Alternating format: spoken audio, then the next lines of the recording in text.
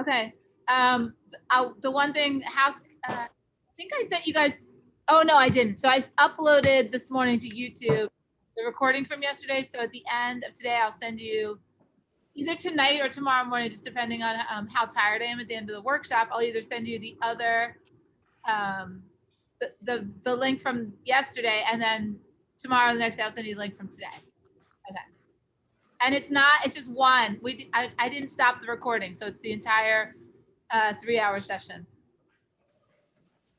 Okay, so Athena, I'm gonna make you the host if you wanna start out.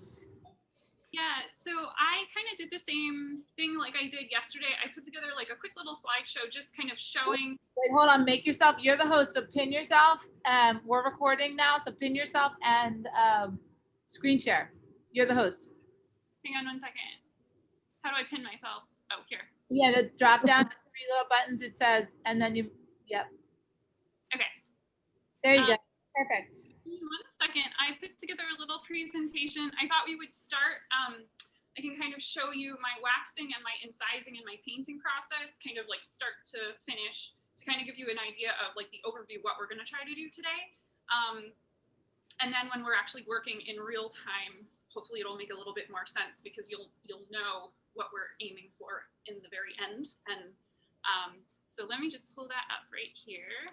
I had to restart my computer when I was trying to log in, so I lost what I had.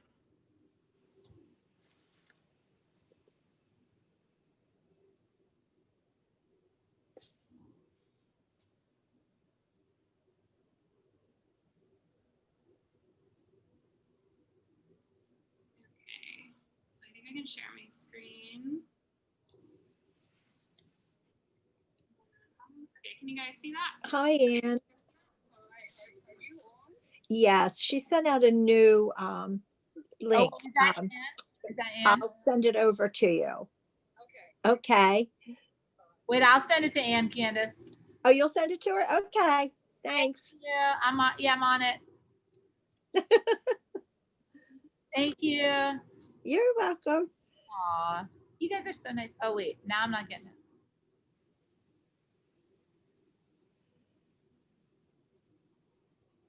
I have it right here. I have it right here. Okay. I thought I had it. You know how sometimes you copy and paste something, for some reason I thought I had it already in my memory, but then I didn't. I have to click on something else. All right, Anne has it. Are we forgetting anybody else? I'll watch. And then Athena, you're gonna have to let Anne. Oh, look at that beautiful picture of the wax. Okay, wait, hold on. What do I have to do? I have to let someone in? Yeah, when you see the participants, and you're gonna have to let me in too. Okay, did I get a note? Am I gonna? Oh, okay, hang on. Here we go. I'm letting Anne in. Yeah, and you gotta let my phone in too, so I have my tabletop. I don't know why. I haven't gotten your notification yet, so just let me know when you're trying. No, I haven't gotten the email yet on my phone. It's like, what is going on? I think everyone's personal devices should all be connected. Everything was so smoothly yesterday. That's why it's not working so smoothly today. It just has to balance itself out. Yeah, and you know what? Yeah, we were lucky because usually I have at least like one crash. I feel like I usually have like one crash per workshop. So let's knock on wood. Yeah. All right, so you got Anne. Anne's here, and then you should be getting your phone. Oh, yep, you're gonna get me now. Okay, now you got me, my phone. Okay, here you are. Yay. Okay, so wait, I'm sorry, before we move on, I see an image from Sarah, an image from Anne, an image from Candace, and an image from Kim. Did anybody else send me one? Or you can now if you want. That's it?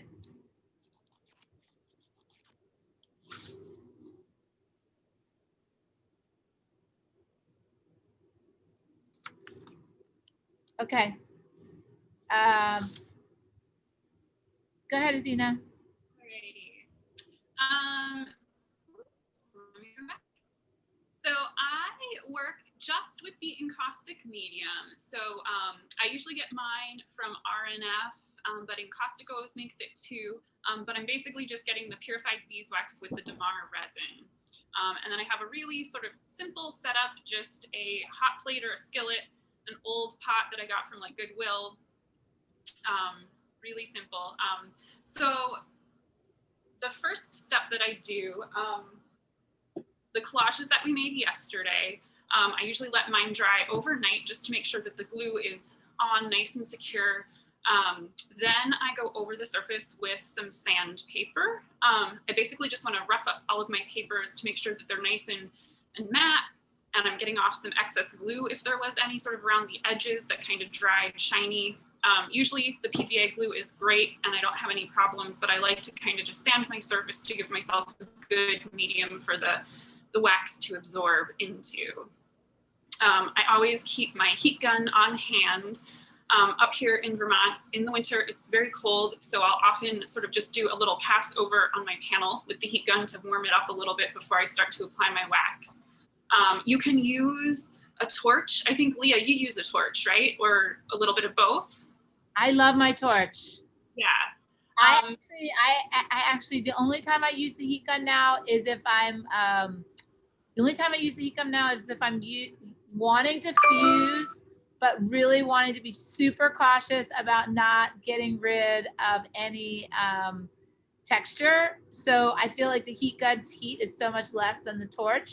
So I might use it to fuse without melting texture. Right. Yeah. I can't use a torch where I have my studio space because it's in a public building where other artists rent. That's kind of, you know, we're not allowed to have open flames. So unfortunately, I can't do that, but I'm happy with my heat gun. I'm kind of a coward anyway when it comes to open flames. So I feel more comfortable with the heat gun, but definitely experiment and see what you like best.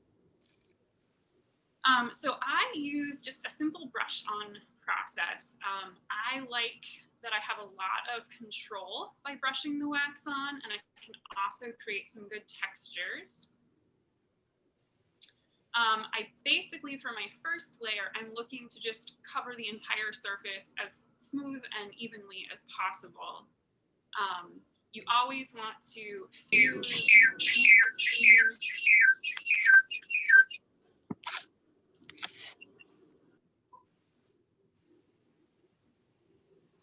Okay, I don't know what happened there.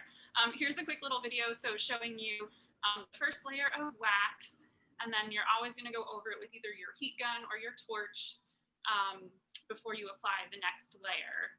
You really need to make sure that you're fusing your layers together or your piece is not going to be stable and sturdy, and you could have some layers chipping off or peeling. So yesterday, I think I showed you guys some of my 3D work. And the one collage I was working on, I was putting on some little wooden cubes. So the brush on process is pretty much the same if you're working more sculpturally. I find it best to kind of focus on one side, let it cool completely so you can flip it over and you don't damage the wax, and then paint the other side. It's a little bit messier, you get a few more drips, but we'll clean it up in the end.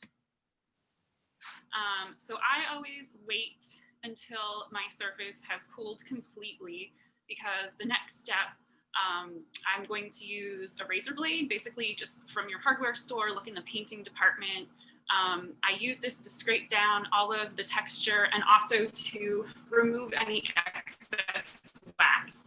So I would rather paint on heavier in the beginning because I can always scrape it off and smooth it down. I want to make sure I have enough of a wax surface so when I go and start to incise some patterns and some textures, there's actually enough wax to really take those marks. Otherwise, they're not going to show up. So here is a little video of me scraping down the surface. It's my least favorite part of the process because it's kind of tedious for some of these really large pieces, but I found using just a tiny little razor blade, I still prefer it to using like a large scraper because I have more control. I can focus on how much pressure I'm applying. It just works really well for me. So here you can get like a little plastic holder from the hardware store if you don't like holding directly onto the razor blade itself. These are also the tools that I'm going to use for incising. They're basically just regular old pottery tools. If you don't have pottery tools, you can use pretty much anything that's sharp and pointy. I know some people have used like sewing needles or safety pins, pretty much anything that's going to draw into the surface of your wax. But I really love the pottery tools because they're comfortable. I'm working with them for a long period of time, so they feel good in my hands. I feel like I have a lot of control. So here's a little example of doing the incising technique. Basically, it's just like you're drawing into the surface of the wax. I always start off by tracing my shapes because I like to define the edges of my collage work underneath. I really think of the wax as just kind of enhancing the collage that's underneath. So I really like to make those lines dramatic. Oops. Sometimes when I work really large, it can be a little bit difficult to figure out what I want to incise where, especially because when you're incising, it's almost like you're drawing or painting with invisible ink. It's really hard to see what you've done until you've actually applied paint to it. So kind of like I showed you using the iPhone to take snapshots of your collages to kind of get your composition the way that you want it. Sometimes I'm a nerd and I will use blue painter's tape to kind of mask out the areas and jot down what patterns I want where. I really am always trying to find balance. So, you know, if I make little polka dots on one shape, I'm going to probably space that pattern out somewhere else in the composition as well. So here's an example of the incising work after the paint has been applied. So it really doesn't become visible until you put paint in there to create some sort of contrast. This is a piece that I've applied white paint to. It's really messy, it's really fun. I like to cover the entire surface of my panel, even the areas that I didn't incise, because inevitably I'm going to have some interesting textures from the brushed on wax and even some interesting marks from the razor blade when I'm scraping. So that's why I cover the entire panel.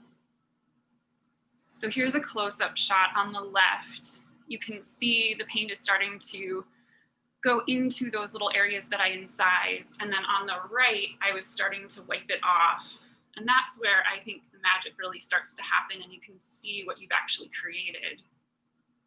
So I don't usually stop with just one layer of paint.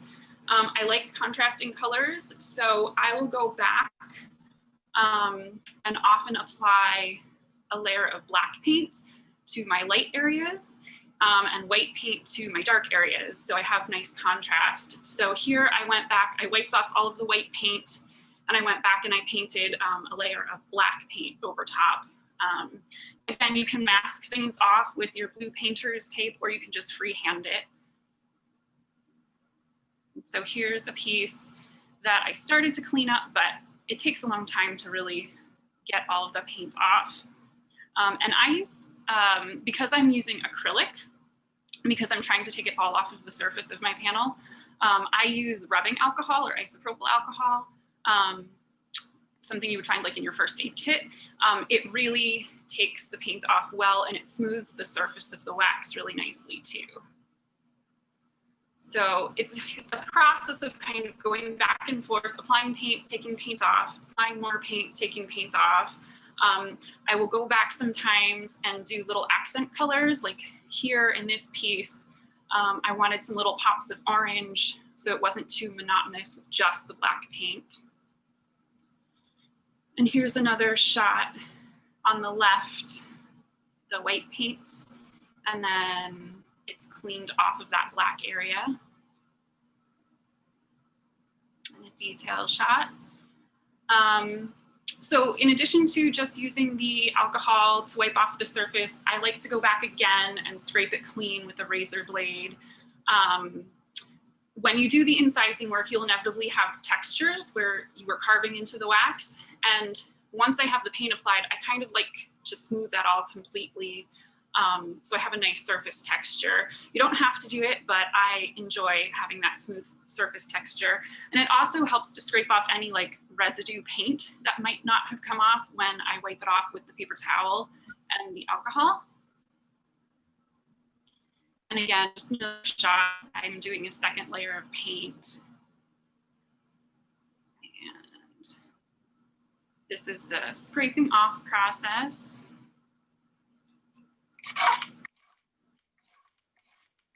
This is probably my favorite part because you're making something really messy clean. And you can really see all the work that you did. So when you're saying paint, you mean acrylic paint every time, right? That's what I'm using. Yeah, you could definitely use an oil stick, especially if you don't want to remove the paint. I would recommend using an oil stick because acrylic, you're not really going to want to keep that on the surface of the wax. Right. Not as durable. Because I'm wanting to actually remove it all off, I found that it works really well for me. I'm also sensitive to oils and turpentine, so this feels a little less toxic for me. But say you want to actually apply paint and keep it on the surface, I would recommend using the oil sticks or oils because that's going to be permanent for staying on the surface of your wax. Yeah. So okay, let me just see. So does the acrylic paint that goes into the incising, does that stay there? That does. That Okay. stays really well, especially because when I smooth everything out with a razor blade, it's kind of like sealing the surface. So I haven't had any issues with that. Essentially, it's almost just like dirt collecting in the little nooks and crannies. Yeah, so that's been really, really good for me. It seems to work really well because it's just a bare minimum of paint. But you don't put a layer of medium on top of after you've painted and scraped? I don't. Okay. I just leave it as it is. Mm-hmm. And then so the last thing that I like to think about is the edge of the panel. It seems kind of not that important, but I think, especially if you're not going to frame your panel, it's definitely something to pay attention to. I like drips. If you like a cleaner look, you can mask them off before you start to apply your wax with blue painter's tape. But I kind of like the way that they look. So you can also get some fun contrast effects. So this piece here, I left the raw wood edge, applied the wax, let it drip over onto the edges. And then I applied a diluted acrylic black paint, sort of like a wash over top of it. So it absorbed into the wood where the wax wasn't, and then it repelled where the wax strips were, and I could wipe it off and sand it. And then I had these fun contrasting drips that are the color of the wood, and then the black edges where the wax wasn't. And then you can do the reverse. So here I decided to paint the edges black, and then I waxed it. And then when I am done waxing, I like to scrape them smooth. You're not entirely getting rid of the wax strips, but you're not gonna have any big chunks that are gonna break off. So I like to clean them up so it's not too messy. My video's not working that well. But basically anywhere that the wax dripped, it's gonna retain that black paint underneath. And then I went over it with a layer of gray, wiped it off and sanded it. So it still had these fun black drips, but it also had a little bit of contrast on the edge too. So that's always something to think about as you're working, how you're going to present the finished piece. So that's all I've got for you guys. I have one other question. When you put the acrylic paint on, is it full strength? Usually it is when I'm applying it to the surface. of the wax. Sometimes I'll dilute it a little bit to get into tiny little like bubbles and cracks. If it's like too thick to get in there, I will dilute it a little bit. I kind of just feel it out and see what the piece is asking for. Yeah, but I usually dilute it a bit when I'm working on the edges because I just kind of want like a wash or a stain, and then I want to be able to like scrape it all off. Yeah. Okay, Mhm. thanks. But again, this, I know Leah likes to work with oils, so it's really up to you what you prefer, how much paint you're actually wanting to apply to the surface of the piece. Yeah, if you want it to stay there.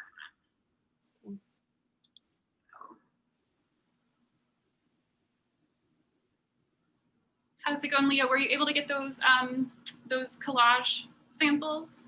Yeah, what did you say that I liked? That you like to use oil sticks. Oh, yeah. Okay, so also, you're gonna demonstrate, you're gonna work for us a little bit on your camera too, right? I'm gonna work in your camera. Oh yeah. Okay, so you're not just gonna get, can you turn the slideshow off? Yeah, hang on, I think I made you the host. Did you get it? You're still in screen share, so all I see is your video. Hold on one second.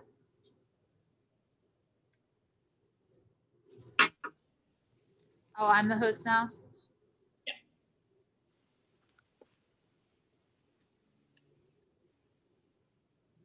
I still only see your screen though. All right, hang on.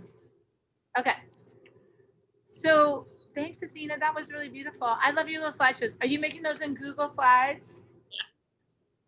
So everybody, Google Slides is amazing, you guys. I've been teaching since March in Google Slides for my weekday I teach middle school art also. And Google Slides is so fun. It's really easy to use, but super way to put your presentations together. Athena, did you get my email that I asked you to send me those pictures of your work, of your collages that you did yesterday? Oh, I didn't. Let me do it right now. Can you do it right now? Okay.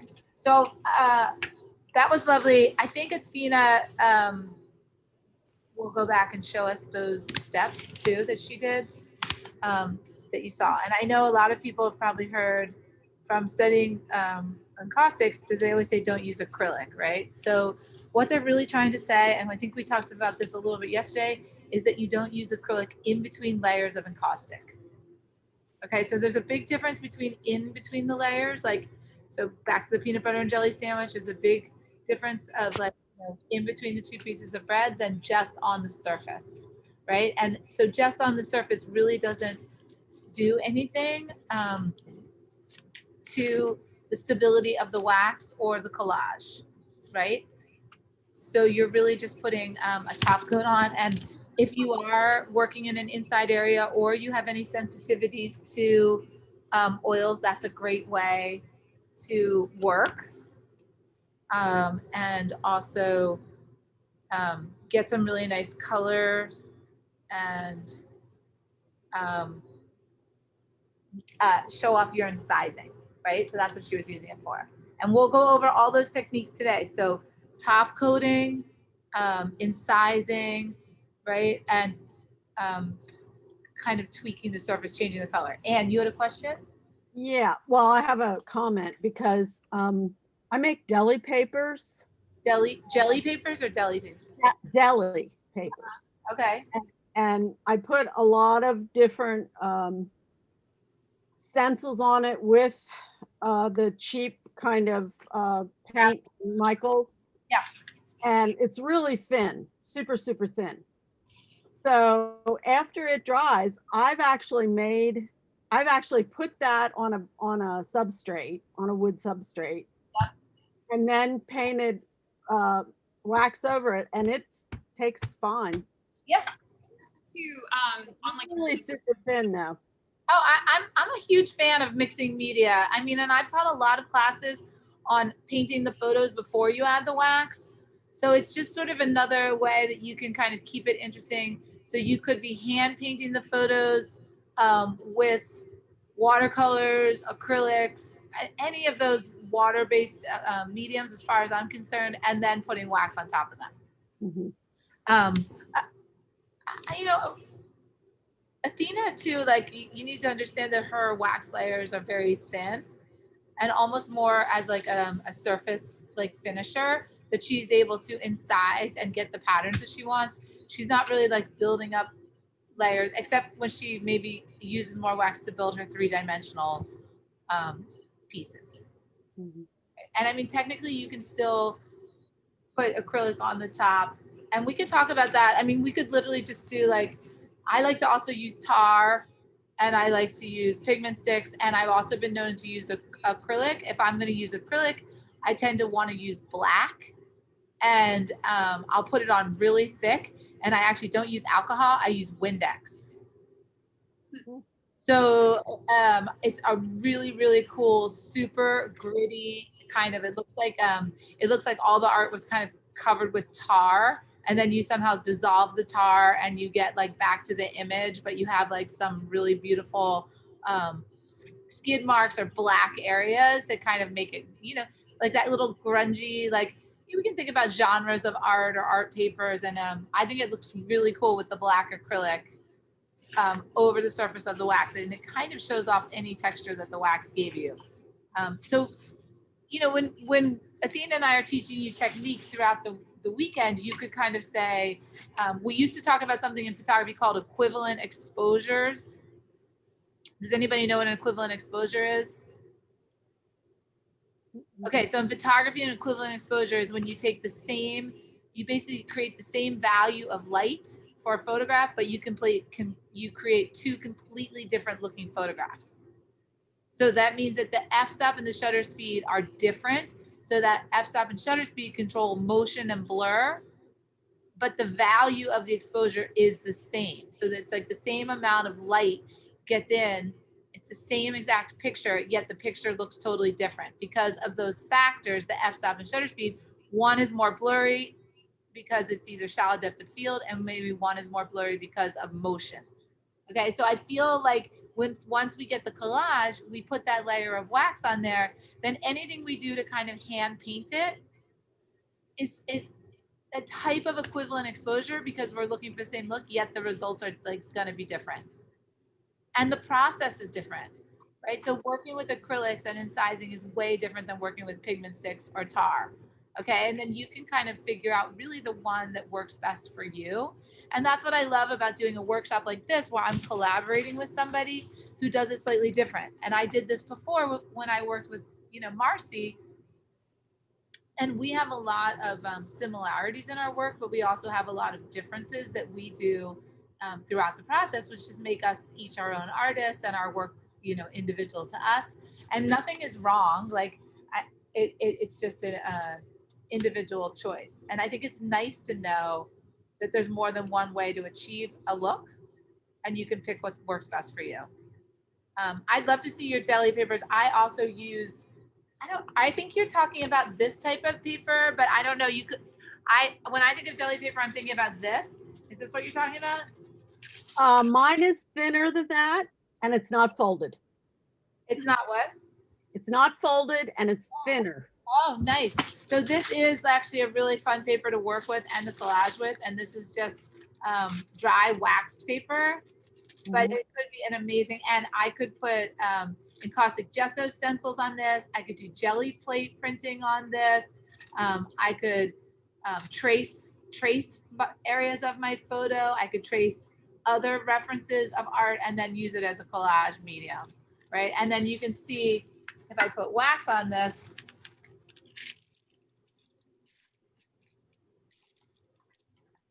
you know, it's always kind of nice just to play, if I put wax on this, this is what it looks like with wax on it, right? So it's pretty beautiful, and also pretty translucent, right? I just wanted to show you the difference. I also just love this. I love this razor. I love this razor edge. And look at how cool that. I So just. this is the one that you have. Hey, let me pin you, honey. Let me pin you. Yeah. Okay. Hold on. Because you're too small. Otherwise, you're like a tiny. Okay. Oh, sorry. So this is the one that you have, and this is the one that I have, which is It's like tissue paper almost. Cool. And where do you, would you mind sharing in the chat where you purchased that? That's a beautiful paper. It is a beautiful paper. I don't know if it's available anymore. I got 1,000 pieces when I got it. Luckily. Where did you get your 1,000 pieces though? Well, I'll have to look on it to see what the website is, but I don't know that it's available anymore. But anyway, this is what I did with, that's a deli paper Nice. that I put on and then did wax on top and did some gold and stuff like that on top. Yeah, I love it. Really, really nice, beautiful. Okay, so you know, some of I think what's coming up for us right now too, as we're talking about this, is that some of your art materials that you might want to use for your artwork don't always come from the art supply store. So always keep your eyes open. Like I shop far and wide for my art supplies, which includes, you know, Michael's, a hobby store, and a restaurant supply store, right? I also, I mean, on that note, like I have all kinds of stuff in my studio. And again, I think I made a joke about like when you have more space, you just have more stuff. So I actually love to work on cookie trays, right? So sometimes if my desk, you know, if I want to do a poured piece or I want to put a piece on the cookie tray, it just helps me. I can actually clean the cookie tray. And then if I have wax on it, I can recycle the wax, right? So you could get larger cookie trays, and it's just nice because you keep the, you might keep the wax a little bit cleaner. It's also a little bit easier to scrape up if you're going off the board or around the board, and then you can throw it back in the pot to recycle it, right? So I try not to waste any wax. Also, just on a side note, Athena, are you using wax medium, Encaustico's wax medium or bleached beeswax? I use the medium. Yeah. Okay, so this is a really good example. This is bleached beeswax. It's also made by Encaustico's, and it's been bleached with hydrogen peroxide. So this was a medium that I used for years in a pouring process. And the reason that I used it in the pouring process was that it was whiter and it was less expensive, and for me, easier to scrape because it didn't have the resin in it. Okay. So that's just a kind of an FYI. If the yellow doesn't bother, or if the yellow bothers you, did you? I don't know if you can hear it, but did you? It's extremely brittle, so it has a lot more hardness to it because it doesn't have medium in it. Okay. So another thing that I like to do is shave. So if I create a thicker layer and I'm using bleached, I have a better texture to shave. And what I can do is I can create a concave, curved angle to the wax surface, which makes the inside of the curve thinner, and that makes the image sharper. So it again speaks back to that beautiful analogy that I made yesterday about wax and photography, and how the thinner wax is more photorealistic and the thicker wax is more blurry.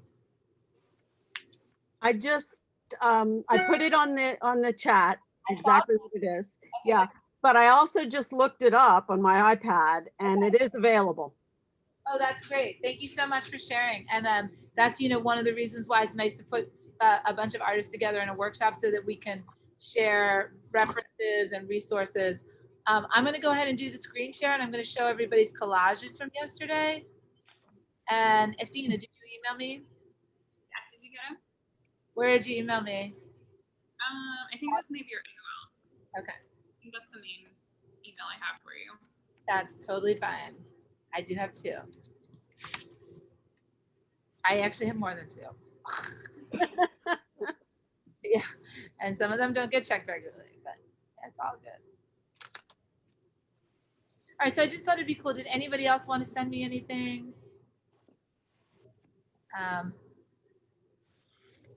And remember, there's like a bunch of ways. So I like to use Bridge. I think this is our folder. I'm going to put everybody's collages in there. I think I have 4, and then I have mine. Enos. Did you get mine? Who said that? Victoria. So we'll know for sure in a second, Victoria. Okay. Okay. All right, here we go. All right. I got 4. So this is the stuff I showed you guys yesterday. So hang on.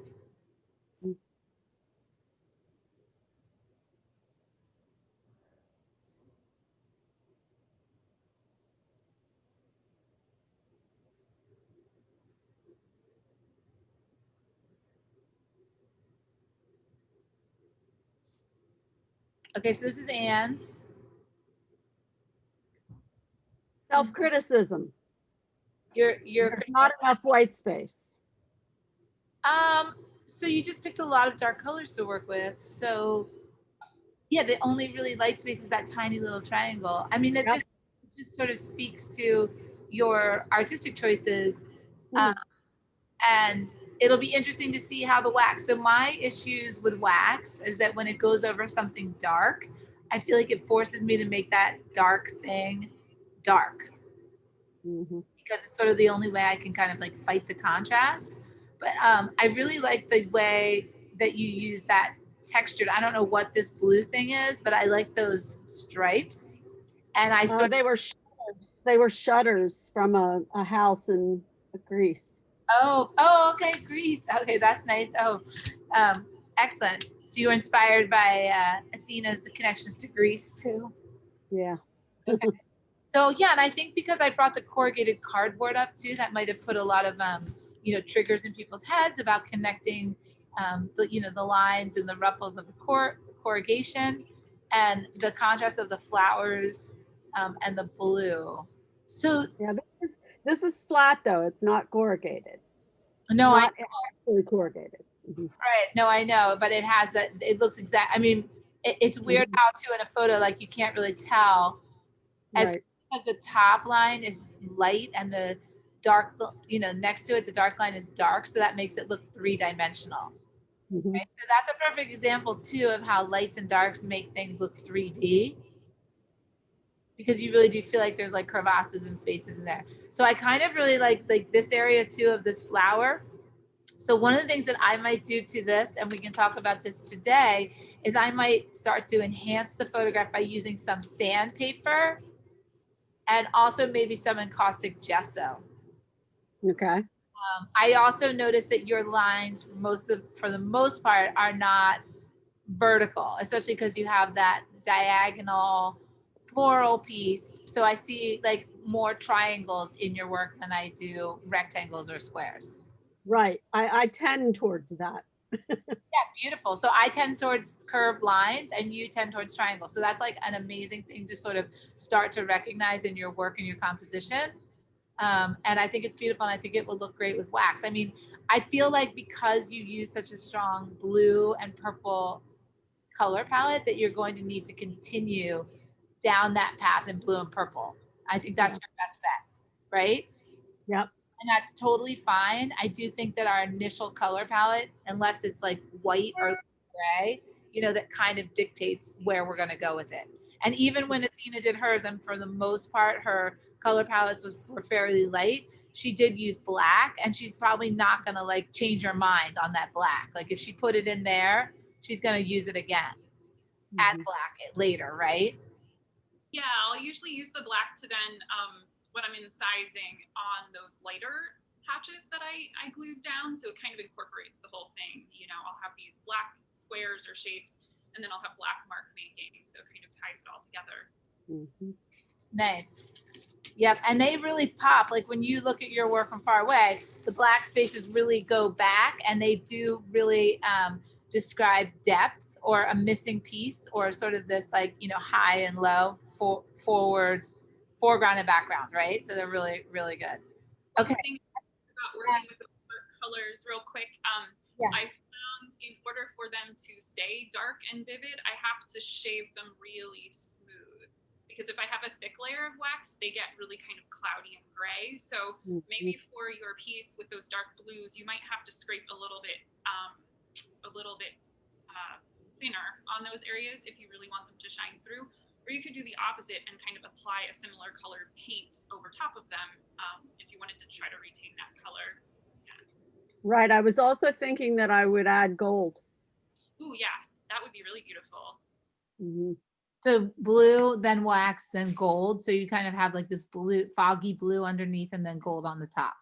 Mhm. Okay. Yeah, and that's a possibility. That sounds good. I also see using yellow for your incised lines. Yeah. So she's got that little bit of yellow. That's excellent, an excellent observation. She also has this nice like light blue accent color as well as sort of almost like a magenta here, like a pink magenta could be a nice accent color. Um, Mhm. as well as like a nice blue gray or light gray. Can I just point out how much I love the teeny tiny little white circle that's like under the purple flower petal and the light blue shutter? Do you see that little tiny area sort of like off center? I think it's so cute. I love it. Wait, this little triangle here, or where's the circle? I don't see Love it. I think it's so adorable. this little white triangle. I questioned whether I should cover that up. So I'm glad you think it's adorable. But I think too, like the way you have like a strong, like almost semi-recognizable image on top of this other image, like that gives you an opportunity to take this line here and with wax, like make this flower petal on top, right? Like with paint or another, right here is like make a semicircle, or you can let it kind of be divided. Right now, this piece is coming in front of the flower, but it kind of looks like maybe even the flower is like extending itself with this loop here on the right too, which is right. So then that's definitely like a weave. And that's something I talked about yesterday, how about things go behind things and come in front of things, right? So that the layers overlap. Okay, let's talk about Candace's. So Candace, this is yours. Is this all glued together? I really love it. It looks so fibrous and like fat, like that looks like it just looks like fabric everywhere. The photo was of a linen throw with all the folds. I love it. And the piece of paper on the bottom, I picked up in at the garden center where they had pots for sale, and somebody had driven over it, and I grabbed it. It was like a found object piece of paper from like a parking lot. Right, and I love the black lines on it. I love it. It's gorgeous. It's like an artist. Since I sent this to you, though, I have taken away the pieces of old map that I have under the photograph, and it's opened it up a lot more. I thought there was too much on there personally. Oh, I see. So the black and white photographs don't have like those little frames anymore. No, Okay, no. that's a good choice, actually. I mean, the thing about framing something is like you're separating it from the rest of the environment and kind of like putting it into another plane. Right. Yeah. Whereas if it's just flat on the gray, then you could theoretically create that sense of fold. Like I see the connector line between this line here and the bottom of the fold and this line in the paper. Like it's kind of like the fabric's coming off and integrating with this other piece of paper. Right. And I just thought it was too much on there. And I did a rubbing, which is the background, and I wanted more of that exposed. So I just opened it up. Right. And I love, Athena, I'm sure you can really like relate to, I love these little like vertical, I call these in art class, I call these the broken line, like where you are drawing a line, lifting the pen or pencil, drawing a line, and I love these little mark making up in the top corner. I think that's really great. But I have a question for Athena. Yes. This piece, this was a rubbing that I did, but instead of using that, would you do those marks with and size those marks after you've put the wax on, or can I enhance those marks? Yeah, because you're gonna still see those marks. They just might be a little obscured from the wax. Okay. Go back over top and kind of like trace them or enhance them further. But I think that's a really good starting point. And so sometimes with the old papers that I collage, there will be, I think I showed you there was that one little strip of paper that had like the diagonal lines. And sometimes there is like a beautiful graphic to what I collage underneath. I don't want to lose that entirely. So I will go back and kind of just like trace it to kind of, enhance it a little bit more and bring it out a little bit more. So I think it's so beautiful. I think some of that will come through. Some of it might get blurred, and then you can just go ahead and bring it back by incising. Yeah. Okay. What Thank is you. the paper on the bottom, Candace? That looks like it's torn at one place. And That was the piece of paper that I picked up at the garden center. oh, that was that. Okay. Yeah. All right. My What husband's kind of paper is it? It's heavy paper. It's like a heavy, like a lightweight cardboard, I would say. Wow. And it had all almost, that coloring on it. It was really, I have a couple pieces of it. Something came wrapped in it and somebody ran over it. So interesting. It's almost like wet and then dry and then wet and then dry. Like it's so beautiful and distressed. Yeah. Yeah, exactly. And you can distress your own paper too. And I think we talked about, sort of making your own collage papers. And I think Anne started us off today by showing how she'd like to use the deli paper and sort of make her own papers that way that you can use collage. And using the acrylics or any of the other types of paint on those papers or toning or staining, I mean, it's totally fine with the wax. You're going to be just fine, right? That's a beautiful. So I'm curious to see a picture of the collage now before you start to wax it, but maybe you'll send it to me, Candace. okay, I'll send you what I changed. Okay. And Kimberly, so Kimberly, do you want to talk about this one?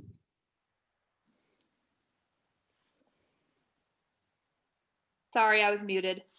Yeah, so one of the things that really struck me in yesterday's class was, like I said, I had originally been attracted to this class because of Athena's work. And so particularly in the way she patchworks with lines separating with the dead negative space in between the collage. And also how when she talks about the top layer of wax being more like a skin, for me in this series that I'm working on, it's kind of about creating an iconography of like a spiritual autobiography. So symbols, signs, things that come from dreams, things that come from shamanic journeying, things that come from meditations. So I'm kind of building like my own iconography of that kind of other world, the unconscious, the subconscious. So for me, the wax, I really like it as like kind of looking through the veil of consciousness. Yeah. Oh my God, I love that. I'm writing that down. And so that's really what attracted me to this class and learning how to do that. And so I do a lot of black line drawings. That's my favorite thing to do. And I draw on old books. As a writer, I'm just totally in love with books. I love drawing on books. I love the words that show through that have maybe nothing to do with the piece, or maybe they do. And in this case, for this series, I'm using old damaged, I never damage books that are whole, but if I find them, I have a set of old Anais Nin diaries. And her whole thing was about living from the dream outward. So I thought it would be a perfect thing to draw on for this series. So this is really my first attempt, and with this new medium, and the paper around it is just regular art paper that I had, a piece of art paper that I've cut up. And so I'm thinking of this as a base, and then I'm thinking of doing very similarly to what Athena does, just putting the 2 layers of wax on, scraping it down. And then I had to have an eye toward the future and think like, for instance, on the shirt, I want to put a pattern in like incising a pattern onto the shirt, which I'll do oil stick red into and then wipe off. So I'm thinking of the future after the wax goes on. And then like in the little spaces that you see the wood now, I want to do like kind of that old antique-y white dots everywhere. So it's almost like a halo like coming out from her. Oh yeah, perfect. Yeah. You know what I love about this collage is that wood frame that kind of is like, it's almost like a reverse exoskeleton. So Yeah. like her bones like outside of her instead of inside of her, and they really look 3D. I almost was like gonna ask you if you like cut that wood frame with like a jigsaw and then put like it's so interesting how the foreground, background, and the depth aspects like sort of reverse, and I love how it really frames her like all this natural wood. I'm gonna actually do a little bit of a wood burning demonstration too. So heat is like a really awesome alchemistic mark maker as well, because you can't really control how it's going to tone your work. And so that might be something too, if you want that darker or lighter. You know what? I'm really thrilled you just said that because I totally forgot. I have a pyrography set here, and I have my partner, like yours, is a woodworker. So we have a wood shop in the garage. So he does all these for me as well, these backgrounds. Yes, yes. And I could see like those little marks you were saying that go burn into the wood, and they would be dark, and then you could put light wax over them and then, scrape back to them, or clear wax that they're coming through, but they'll really go deep, like as if they're like bullet holes in the wood. And then, I mean, I do think that this mark making all takes on symbol and meaning. Like I think all of our art, what the content we choose, and then the way we put it in there has a vocabulary, like a poetry. Yeah, thank you. I love the wood burning suggestion. That's fantastic. Yes, and that could be one more step before you start applying the wax, and then you can really start to play around with, foreground and background. I definitely think you want to blend down that red marble so that it looks like it's like a hazy background and not so competing with the foreground. Okay. Yeah. I do on that paper though, like Leo had talked about the exoskeleton, like I see like a spine, and then that marbled red pink paper almost looks like very fleshy or scientific.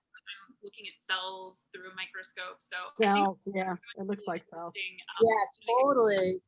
And yeah, it's nice too, if you think about that, and you think about those cells like really being enlarged.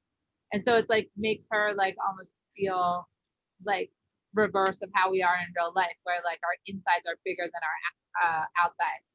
Yeah, it's actually called Inside Out, the piece. Yeah, totally. Well, it's working because we're all like reading. Awesome. And that's like nice thing too. Like I do think that you need to think about, people do read art, whether they know that they're reading art or not, right? So yeah. Okay. Thank you. Thank you. All right. So Sarah, you're the next one. Hi. Hi. Really pretty. So that looks like, is that your photo? That nude is beautiful, or it looks like That's actually a vintage. yeah, I was gonna say it looks vintage, or even like minor white, or Jock Sturgis. Looks like I don't know who it is. It's from that vintage site that I use. Oh yeah. Oh, do you use Vintegario? I use vintagecuties.com. Oh, cool. Okay. Can you put that in the chat? Yeah. When the screen sharing's done, I'll do it. It's actually a porn site, so be prepared to see porn, but it goes back to 1880. So you get some really beautiful old porn. That's what Paul Kava uses in his work, and he does. I mean, you should look at Paul Kava's work right now or I'll just show it to you when we're done. But he has a great vintage intercourse picture with like music and text and calligraphy. It's really beautiful, and a plant. And he does like plants coming out of people's private parts. It's pretty interesting. It's really beautiful. I mean, it's like, it's beautiful. I do nudes in almost everything, so yeah. I love how you used the lines and the spaces. So that's very Athena. And maybe Athena, do you want to talk about this piece? Because this is definitely like when I see it like next to your work here, like I definitely see similarities in line and separation. And do you guys want to talk about what those separate, like I don't really, everything in my work goes like on top of everything else. Like I definitely blend through connection. So I'm gonna challenge you both to talk about why you blend through separation and isolation of content. Well, this was definitely different for me. So this was more inspired by the class than what I normally do. Yeah, but I love that it's inspired you, and I think it's really beautiful. It feels very like voyeuristic to me too. I mean, obviously her pose, the hands kind of over her face, and that you cut the picture, right at her neck, so you can't really see her identity. And the way you framed her with those geometric shapes, I love the colors. They're my colors. I'm drooling over them. But the way you framed her, it's almost like you're peering in through a window or something. And I think it's really successful. You have not just, you know, the straight lines, but like in the upper left-hand corner, you've got that diagonal, which creates a little bit of movement and energy. Yeah. And I used the greens and the dark brown speckled are papers I made. Oh, awesome. Very cool. Right, so do you guys feel like that those lines that you made that divide the space, they always remind me of like a road map, right? Or they separate like this area, you know, the text from the leaf. Do you feel like you'll maintain these spaces and divide these spaces again, you know, in the shapes that you have when you paint it with wax? You don't know. I definitely, like, from other stuff I've done, I definitely do a lot of like outlining of stuff when I incise. So I'm definitely expecting some of that. So maybe some masking areas and putting on, we'll talk, I'm gonna try to make a list too. I always like to try to organize, you know, my teaching direction by what's going on. So I think we should definitely talk about masking wax, like using masking tape to create shape and form. We're definitely going to talk about incising, right? We're definitely going to talk about painting over dark areas, because I actually have some dark areas. Anything else, Athena, that you've heard come up so far that we could include? Focusing on when we start talking about waxing. Oh, burning. We talked about burning.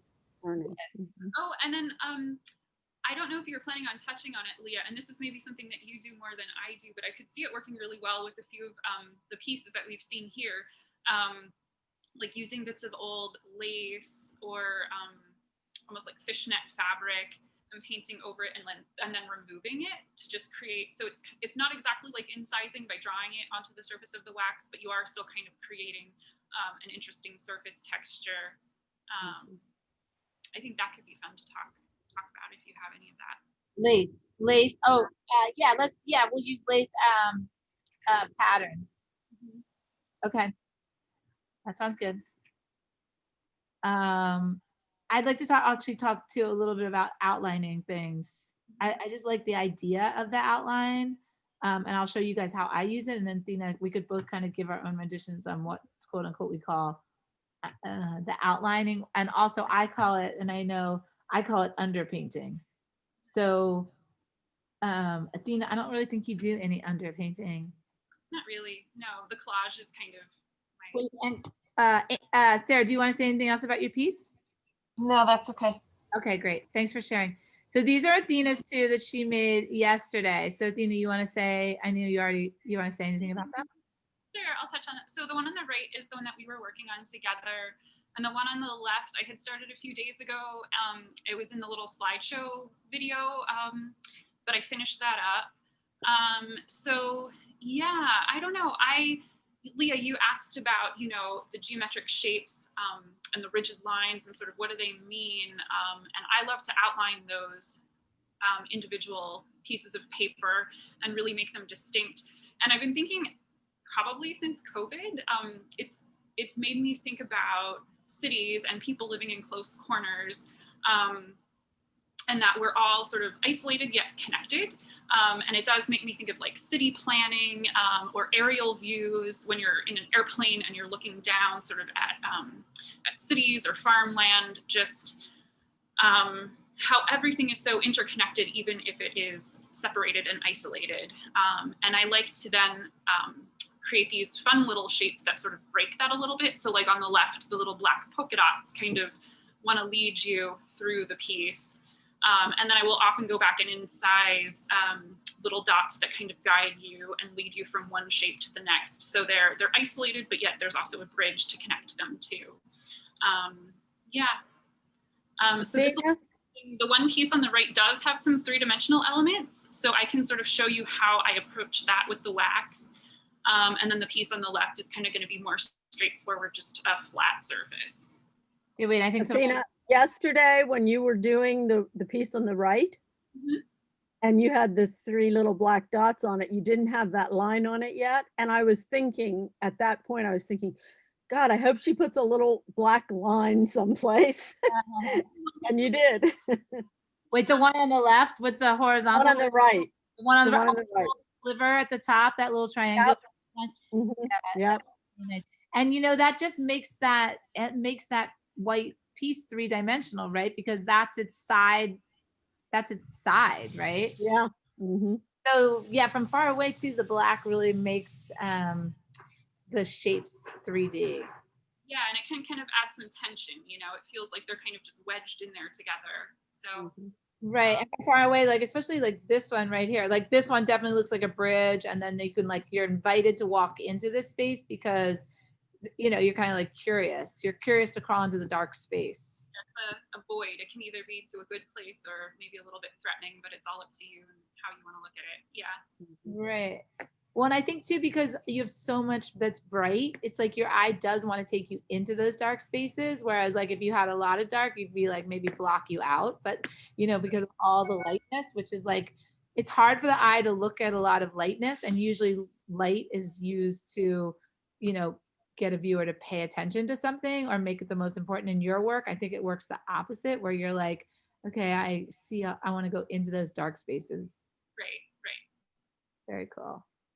Okay, so here are mine, and I did end up gluing.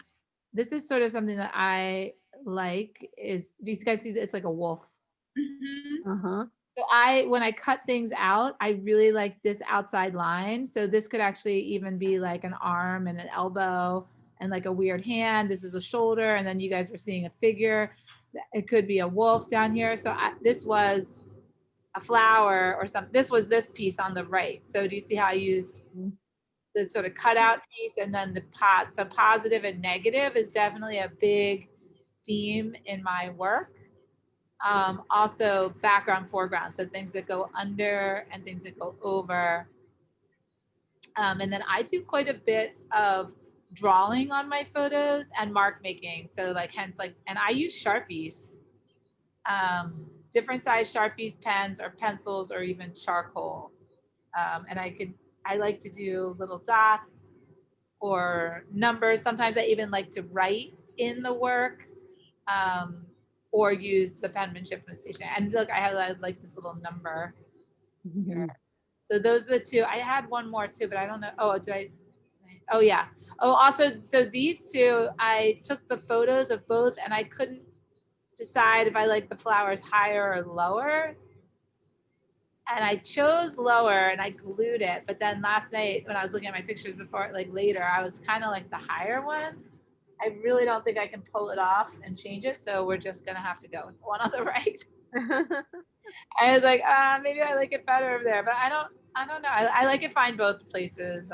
And then I did this one, right? So this was my sort of example of patchwork in like the literal, where I took one photo and I glued it onto multiple small pieces. And now I can figure out kind of how to paint them, or paint each one individually, and then sort of after the fact, put it back realistically. So it goes back like a puzzle in its realistic pattern, or I could change it. Did Right. you ever think of using a magnet behind them so that the viewer could switch them around however you wanted to? You know what? That is so cute that you said that. Yeah, like the refrigerator poetry set, like that was like the favorite. Like I remember when that was like a kid's toy, and some, you know, parents bought that for their children. I thought that was like the best idea, just to like create all those words for refrigerators and let people on the fly, you know, write something. And that speaks a lot to like intuition and mood, you know, and yeah, the flexibility to change an art piece after, you know, in process or after it's made. That's a really great idea. I could definitely do something like that at a show and have like, you know, more interactive work. Could be really fun. That would be fun, I think. Yeah. Yeah. Especially, yeah, I could do like all kinds of floral stuff and make them really fun. All right. So that's it for our share. And thanks for sharing your collages, anybody. Does anyone want to say anything else about anything before we get started? Nope. You guys are good? Okay.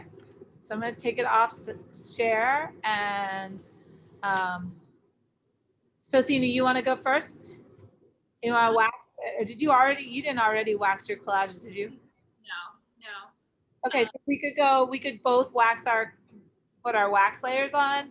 And I always put a wax medium coat on my collages to start out. I don't ever put any encaustic paint or colored paint or anything permanent over the photos, because I feel like whatever I started out with is very important to me, and I want to put almost just a clear coat on them to get started, right? And there's a lot of ways that clear coat can go on, and then there's also burning. Athena, I could go first because I could talk about drawing, encaustic gesso, and burning, which all happens under the wax before you start the wax. Yeah. Okay. So, and I know I'm going to go back to me then. So, wait, I'm not going to do that though. Sorry, I didn't mean to do that. Sorry. I'm going to pin my tabletop view.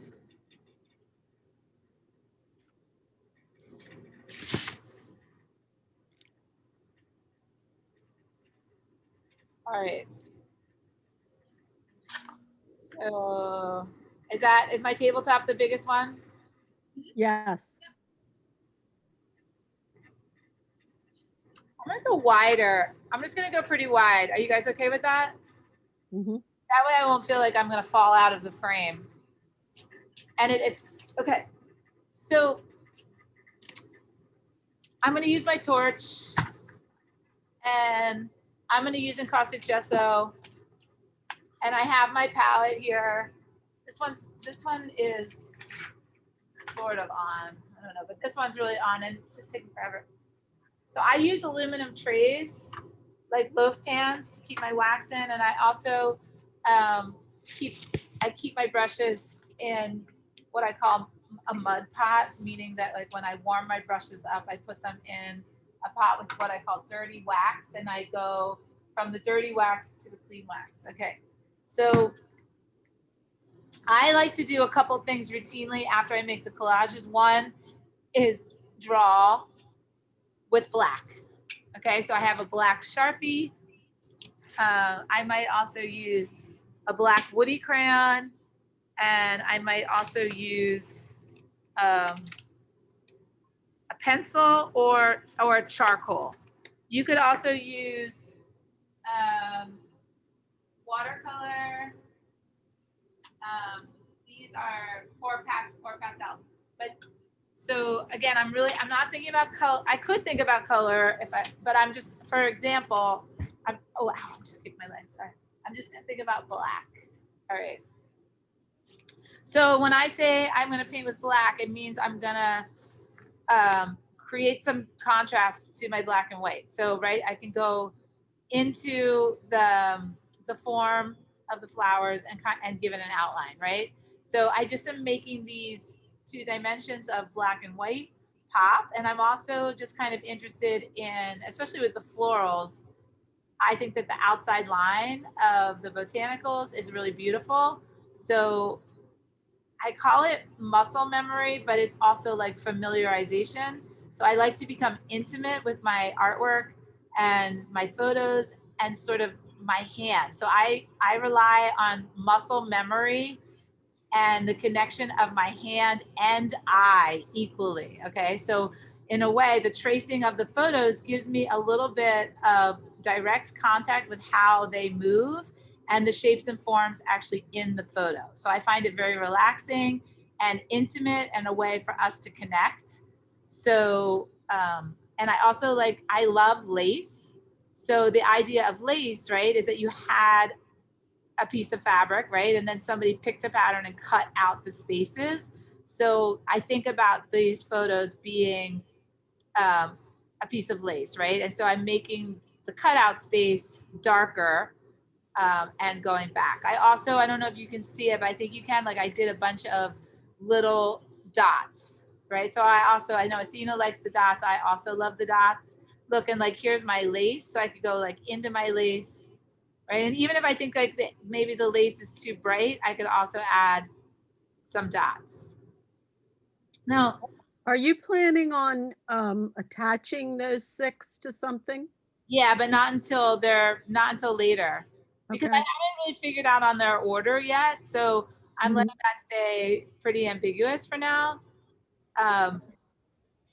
So I'm just going to paint each piece as an individual and then figure out if I want to put it back together realistically or not. So I put a bunch of dots in these little flowers because they kind of are like so cute, right? And then I really like the way, just like in Athena's, if I use the Sharpie and make this gray area go very black, I have these kind of like interesting shapes that are starting to appear through tracing the positive and negative space, right? So now if I do this with charcoal, it'll look the same, but I will be able to blur it, right? So Sharpie's going to give me what I call a hard line, right? Because the ink is going to give me a hard line. It's not movable. I can't blend it. But if I did it with like a watercolor or a charcoal, I can get more of a blended line, right? So I can do a hard line where I like the curves, and then I can use my finger and kind of blend it out. Now the only problem with this is that when I also use the encaustic and I use the Hake brush, I could also blur, create like a black kind of powdery, feel or blur when I brush it. Okay, so that just made that piece, that top part of this piece a lot darker. And I could wet this. I don't really want to wet this. Also, I like to create separation between textures. So like this is a perfect example where I used sandpaper here, right, to create all of this circular friction, and then I use Sharpie to kind of firm up this line, and then I have like the reality of the white photo, right? So it's literally I have that makes this go back and kind of be busy. If I wanted to do more to this one, I could also maybe trace this stem right here and make that pop, and then I could do like a circle or spiral of little dots inside this one flower. Okay. Let me just work on another one quickly. Any questions on that? I mean, I find this like very sort of fun and relaxing. So like in this one, what might pop into my head, I already did some line drawing down here. Again, I could do some black on the photo, but I could also draw like sort of outside the line. So what I liked about this was the way this connected to this, right? So if I draw on that, I'm really connecting those two spaces by continuing this line into here. And then also because I cut this photo out, I could continue, this sort of leafy pattern up into here. And I'm going to mirror sort of the shape of another object I kind of have on here, and I could fill it in black, right? So this is where I can kind of get these layers to weave better together, right? So that they're not just like cut off by the fact that they're actually, two different things, but they can kind of extend in an imaginary way, right?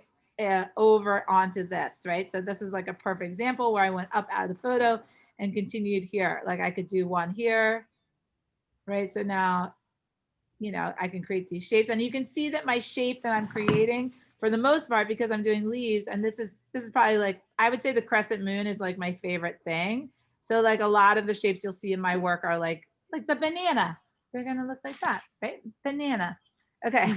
I like banana. No, I'm just kidding. So yeah, but I like circles and I like curvy lines, right? So this is kind of my context and syntax. This is like basically what I draw when I'm free drawing. The only other thing that I might do to this one is I could think about, a word, or like, this is so funny. It says actually vice president. So, we've had a lot of political stuff going on for all of us. So I could just take that word, and I don't really need the word to be, serious, but I could put president, on here, right? Because it happens to be in my art. So look, I just took it and made it sort of like an artsy thing. And because this is like blendable, I can also blur it, right? So it's kind of like giving me a little bit of tone, and it's not meant to be legible, but it could have like some relevant theme in it. Okay, so I'm gonna go to this one. This is gonna be my corrugated cardboard. And I feel like this dark, like if I wanted to make it, I feel like it's too bright over here. So I can blend it. And the nice thing about working on something like corrugated cardboard and also working with a square drawing tool is that you can do rubbing. So in my life, I've done a lot of other mixed media. And one of the mixed medias that I love to do is charcoal rubbings, especially of gravestones. And then I actually use those charcoal rubbings in my work. And I think Candace had mentioned that she also uses rubbings. So if I rub this Caran d'Ache stick over here, I can kind of get it to be not so contrasty with that floral by darkening the cardboard a little bit. And I'm rubbing it to kind of get the texture, right? To sort of use the texture that I have, right? So it's kind of like I like to include, you know, or invite a bunch of people to the party, and then I want to include their sort of gifts, you know, in my work. So here I could extend the canvas, right, by kind of blending these lines. So a lot of what I do, it is not like intellectual. It's not like I'm planning to do it. I'm just looking at the artwork and I'm taking the collage. I'm thinking about how to technically blend these lines so that they're not so cookie cutter or harsh, right? So, and I'm also just like kind of looking for what I call the raised surfaces. And I definitely feel like I like this side a little bit darker, but since I made this side so dark and I kind of I feel like now I have to do something over here. So I could do like the same thing. I could just kind of rub this Caran d'Ache stick over here and blend with my finger. Okay, now I could also, because this is like, I could also wet it. So one of the things too that I do is when I get the collage of the next day, if I have things that are coming up, right, like a loose piece, I could also like pull it, right, because it didn't glue properly. So I'm gonna just pull it off. And then I kind of like that idea of, you know, manipulating it and tearing it, right, so that only the strongest pieces remain, right? So it's like, and I could also use sandpaper a little bit. I don't like loose paper on my collages. So I kind of like survival of the fittest tactic. I give it a little roughing up, right? And then keep what stays. Okay. So the other thing I do is a little sandpapering, and I think Athena talked about this too. So I already sandpapered my floral stuff, but I'm gonna sand this stuff too. I can sand the outside edge, and I definitely love the sort of, I like the flatness of the paper before I wax, and I also like, this is like, goes back to photography for me as well. When I talk about sanding, I'm talking about like burning and dodging, right? So because I'm like lifting the emulsion, as I'm sanding, I'm dodging. I'm making the photo lighter and I'm blending the connecting lines of the collage. Okay, so I think that looks pretty good. Now, after I do the black, I could go, oh, wait, I kind of like muddied everything up. So I go back into the pieces and I use a little bit of Encaustic Gesso, which is very bright white. And I always kind of compare this technique to going into Photoshop or your phone filters or whatever and just really jacking up the contrast level in a black and white photo. Okay, so I just did like outside line with black, like, and see how I'm kind of losing this flower. Oh, sorry. I'm gonna move this. Okay, see how I kind of lost this flowers definition a little bit because I gave it all that texture. Well, I love that texture, but now I feel like I can go in and I can kind of color. Now I got more of a pop, right? So I'm practicing the form of this flower so I know it when I start painting. And outside line, so I know it kind of is triangular, it goes around, and it's going to be muscle memory for me after I get to kind of draw it, right? And then I kind of do like what Athena does with her geometric dark shapes is I put black in there so that things go forwards and backwards, right? So because remember, wax is a softener and it creates less focus, and it makes things a little bit blurry. So by adding sort of the lights and darks, I can kind of sort of establish a little bit of push and pull. All right, so now I'm going to add bright white. So I really need to think about, you know, what areas of the image I want to be bright white and where I'm going to put the bright white. So a lot of times it's not very complicated. I put the bright white where there already is white. I just want to make it 3D. So for whatever reason, this one's is the easiest for me. So I'm going to put bright white where there is white. And so here I go with these little flowers that are already bright white. I'm just going to make them pop even more. And I'm just going to put the paint in so that it looks, I'm just dabbing with my brush. And the nice thing about working with all the mediums and flowers is I think that paintbrushes look like flowers. So if you just literally like dab that paintbrush straight down onto the piece, I think that looks like flowers. And I also think like my fingerprint looks like flowers. So it's kind of nice to be like in this like win-win situation. The other thing I could do is I could go again, like over the layer, and I could kind of, there's a stem here. So I could kind of enact this, I could make the stem, you know, this way, right? And again, like if it's too thick or you don't like it, you can always kind of remove it. Also here, like I have this separation of space. So I have this curved line, so I could emphasize this curved line. So I'm just kind of looking for connecting areas and things that are white, how to make them sort of extended and blur the lines of my collage. So those are my goal, you know, those are my goals with that, right? And they don't have to, nothing has to be perfect. And I could use my finger. I just love the Encaustic Gesso. It's a beautiful, beautiful medium. And I think I mentioned yesterday that this, I really felt like this lace pattern was just too busy, even though I really like the photo. So I can use my finger to kind of texturize it. And I gave it this nice curved space here, right? So now I have like this nice circle and I have this nice curve, right? I can make it a little bit more curved, and that's just this sort of shapes that I'm feeling right now. And I could put a little bit of white in, right? And because I have these flowers, these circular flowers, right? I have like 6 of them. I can kind of give them a highlight side with the white paint.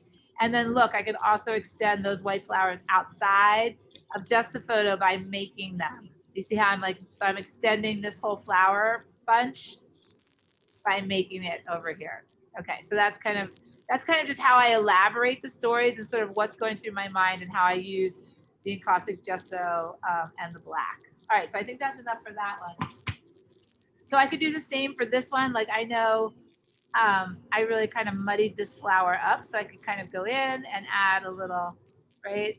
And I'm just really doing it to like suggest. When I go to paint flowers, I'm never thinking about like literally interpreting the flower. I kind of use my own style and intuition, which is fairly abstracty for flowers, and I kind of just like make them up, right? So, and again, like I could continue some of these flowers like over here so that there wasn't such a hard cut off line as to where my flowers are, right? By just creating little white dots over here.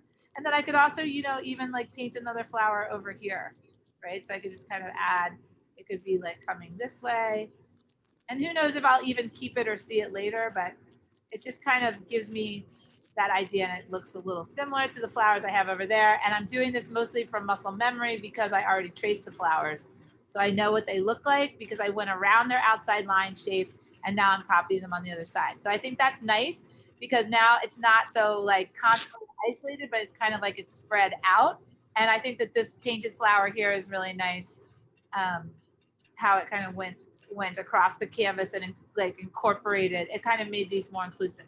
Now here too, like I have this space where this is an edge, so I could either go white or black, you know, to kind of show that there's an edge here. And you guys are all into your little triangular spaces, so I'm gonna join the crowd and I'm gonna put this, make that white, this little triangle, right? I could also like do something here. All right. So let me just do a little bit. I'm just going to work on this last piece, and then I'm going to do the burning, and then Athena can go ahead and show her waxing. So I haven't really figured out the edge of this, but I can definitely tell that I like the black line. And every time I put it together, like differently, I like it. I definitely like it like this, like in this long strip, right? And then maybe that one goes back. I don't know. But yeah, I definitely love your idea, Anne, about making a magnet board and having people plan it. So again, I mostly go white onto white. And what I'm doing is I'm really just trying to, I could just really just paint this one flower. So I'm going onto the petals and I'm adding bright white into it. Can you add color to the gesso? Yes, you absolutely can add color to the gesso. So you can, to add color to the gesso, I use tubed watercolor paints. Okay. Now, I don't feel like I know where this is going in terms of color palette yet, so I haven't, but let's just say I can demonstrate it if you want me to. Do you want me to demonstrate that? That's okay. Well, now you got me thinking about it, so I'll just do it. Hold on. These are my, actually I have 3 sets of tube watercolors, but these are the tube watercolor paints.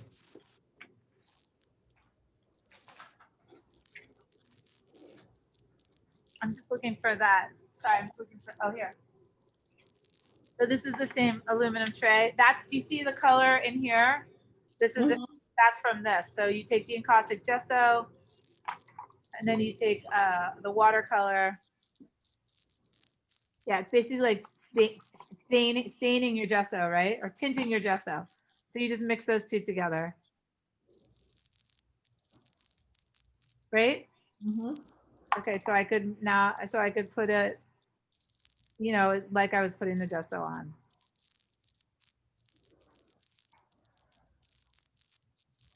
Now I could also, you know, just for sake of argument, because I didn't really do that many like rectangular shapes, like I could definitely do, you know, a stronger area with the Encaustic Gesso, which might give this some pop. So see, I could go, let me see if I can make a rectangle. Are you guys really gonna put me to the test here? See if I can do it. It's not my go-to, but I'm gonna try. All right, so I'm gonna go outside line around the black. And this is kind of cool too. Like I think sometimes like blocking out all the info of the photo, you know, by intentionally like creating a space like this can be really interesting, right? Because ultimately what it's doing is it's kind of, and this is what I love about Athena's work, is that there's a lot of going on in terms of the content and the storyline because of the quiet place, right? So it's like she's actually saying a lot by sort of isolating her subject matter so much and using large areas of solid color, right? Versus large areas of chaos or movement, right? So she's creating solitude through consistency of form, right? So this is kind of interesting. I'm glad, and I could go all the way up.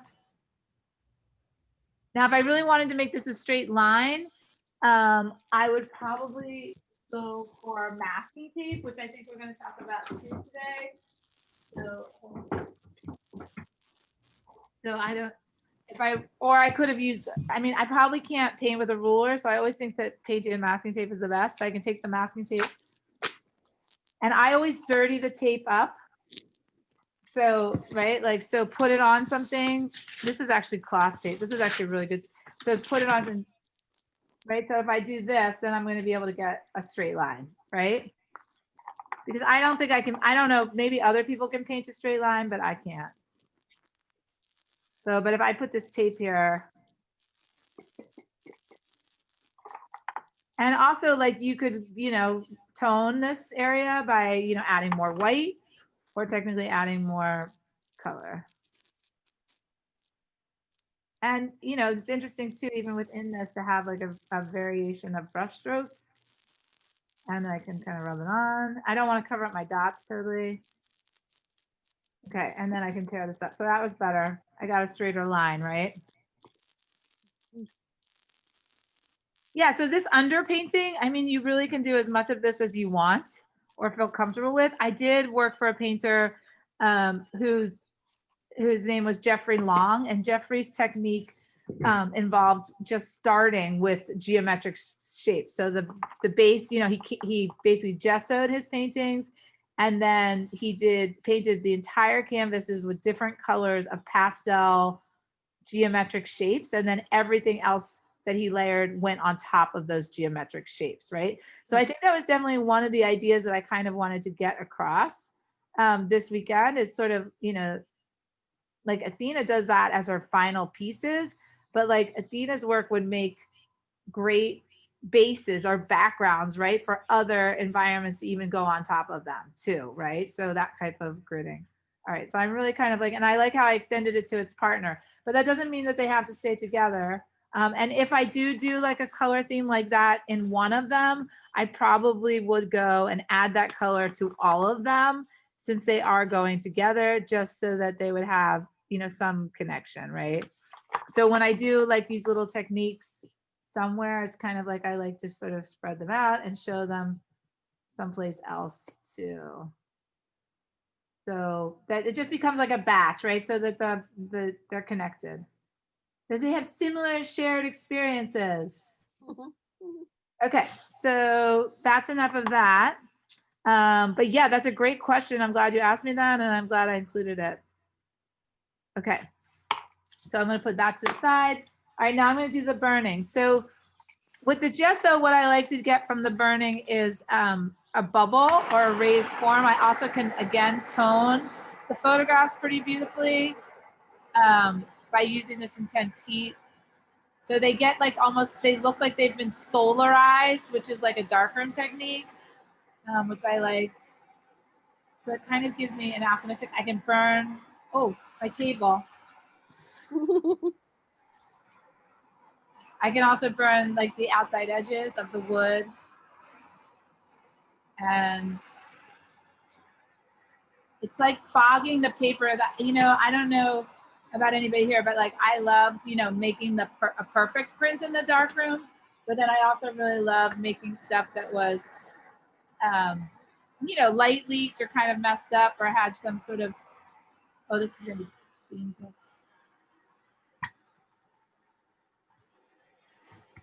Cardboard's a little flammable, so hey.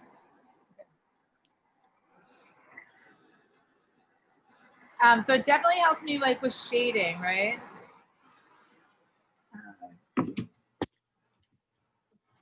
Smoking up the joint.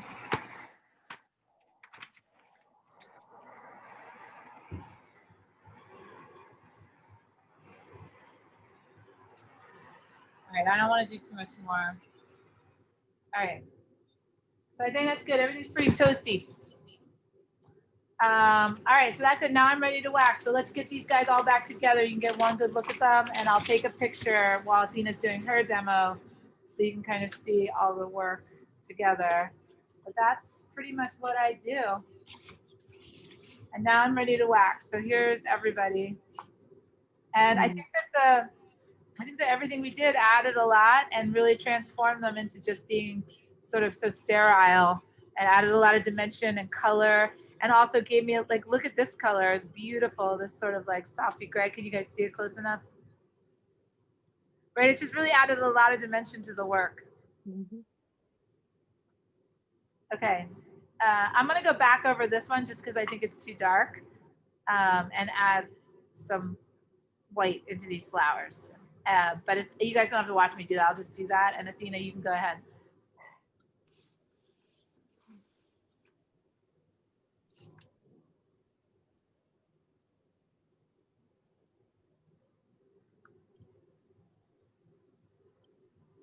You're on. Do you want to be the host? Do you need to screen share, or are you just going to work? Like this is okay. Okay. So I have my little wax pot over here. It's probably going to be out of the screen while I'm painting it, but that's where it's coming from. So I like to start off by sanding my panels down. I really like to just rough up the surface texture to make sure that all my papers are nice and absorbent.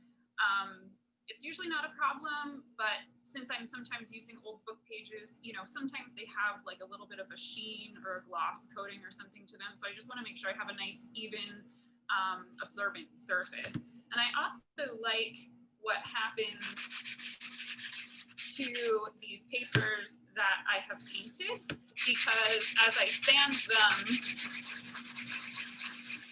they get nice and distressed. So I don't know if you see this little line that's starting to form here. The paint's kind of coming off, and you can see a little bit of the brown paper underneath. So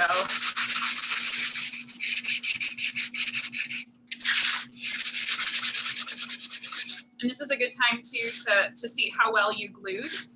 If you didn't glue well enough, things will start to come off, and you can either tear them off like Leah did, or I'll usually go back and just apply a little bit more glue.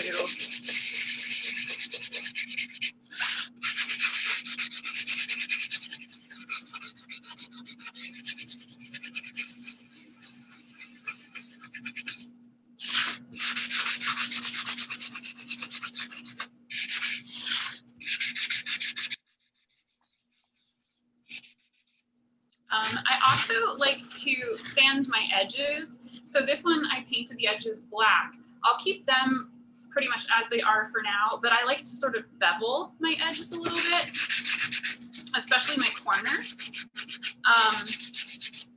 I feel like the wax can be a little bit more vulnerable when your edges are super straight. At least for me, I feel like the pieces sometimes get banged around in transportation. And so if things are just rounded, it's a little bit softer, a little bit kinder.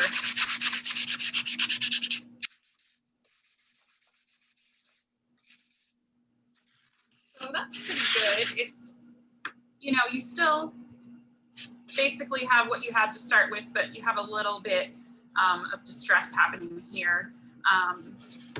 So some of my black areas got a little, I don't know if you can see it, but they're a little bit dirty from the sandpaper rubbing things off. So I'm gonna just take a damp paper towel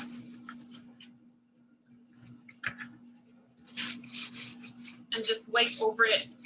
I don't really want to soak my paper or anything, but I'm just getting some of the dust off. That way I have a nice clean surface when I put my wax on and I'm not like dragging all of that gross chalky dust everywhere.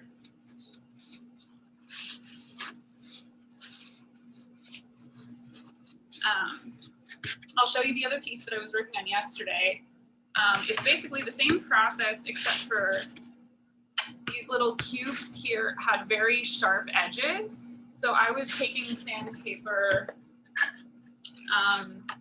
experiment with like the different types of grit. I usually use a somewhat fine, but not super fine because I really actually do want to cause some scratch marks on the surface. And I also like these little sponge sanders too. But for this three-dimensional area here, I'm gonna just sand my corners a little bit smoother. So the wax is gonna be less likely to chip off if I, you know, accidentally bump it around.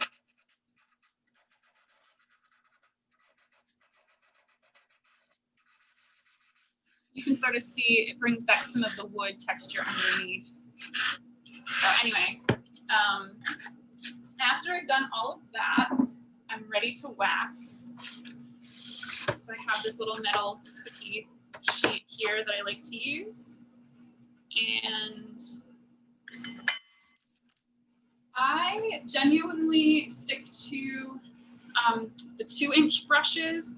I'll sometimes use a 1-inch for those little 3-dimensional elements, but the 2-inch seems to work well for me. So either the nice hake brushes or just a natural bristle brush, whichever you prefer.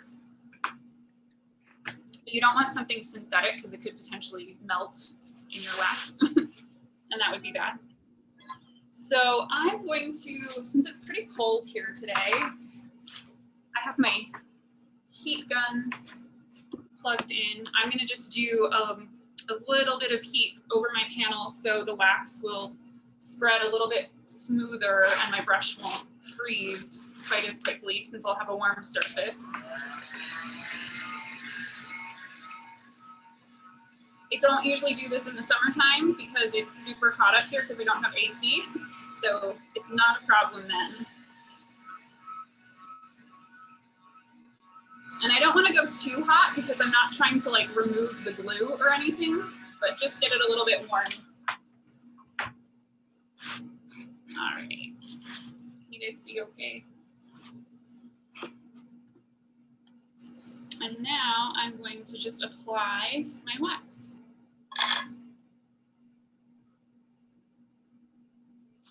So I like just long, smooth, even brush strokes all the way off to the corners. And like I said, I like the drips. If you don't, before you start doing this, I would use blue artist tape and tape your edges up.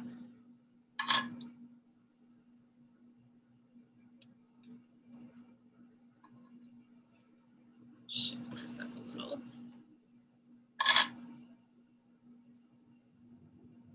So this first layer is fairly thin, but I'm mostly just worrying about covering the surface evenly. And sometimes you'll notice, like depending on the type of paper you have, some papers are thicker, some are thinner. So you might have little spots where the wax kind of skips over areas. So that's usually what I do next is I kind of run my hand over it to see if there are any areas that were neglected. Like over here, I have some little bubbles, so I might just make sure I'm really careful over here with my next pass of the wax. But before I do that, before I add any more wax, I want to use my heat gun again and melt everything. Not completely liquid, but basically just warm it up so I can fuse the next layer on.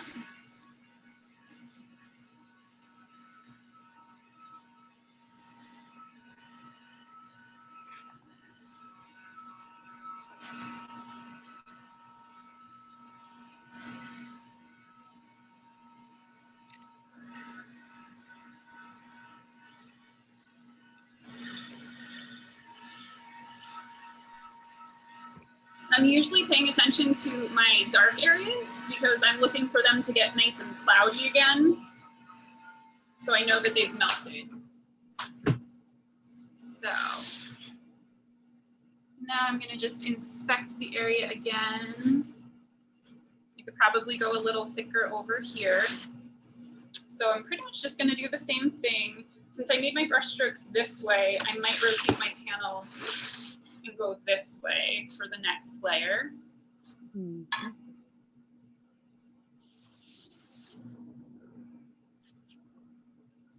so if my panel was really cold, I'd probably get to about like halfway and then my brush would get stuck.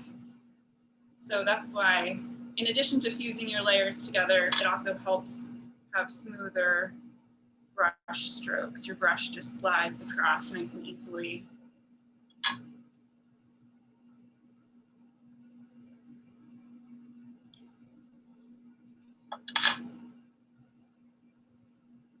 Almost like frosting a cake or something. I really like this part.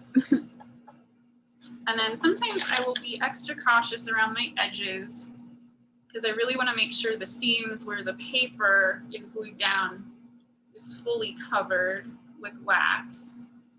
So I'll sometimes just go around the edges to make sure they've been totally covered.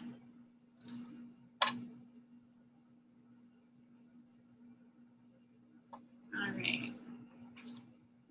So I'm going to give that just a second to cool, and then I'm going to do another pass with my heat gun. You can see this area here was really hot, so it's taking a minute to cool. But that looks pretty good. I'm going to fuse them together.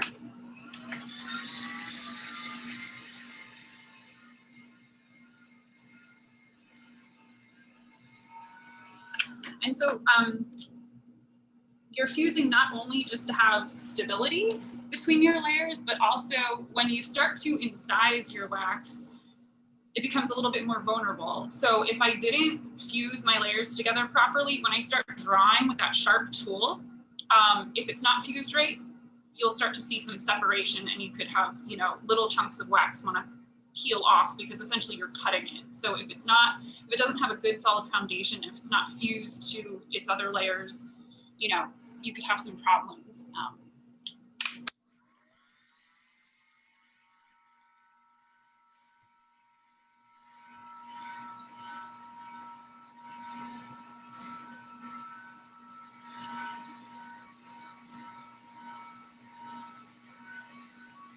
So again, this process is probably faster when you use the blowtorch, but I don't mind. It's kind of relaxing.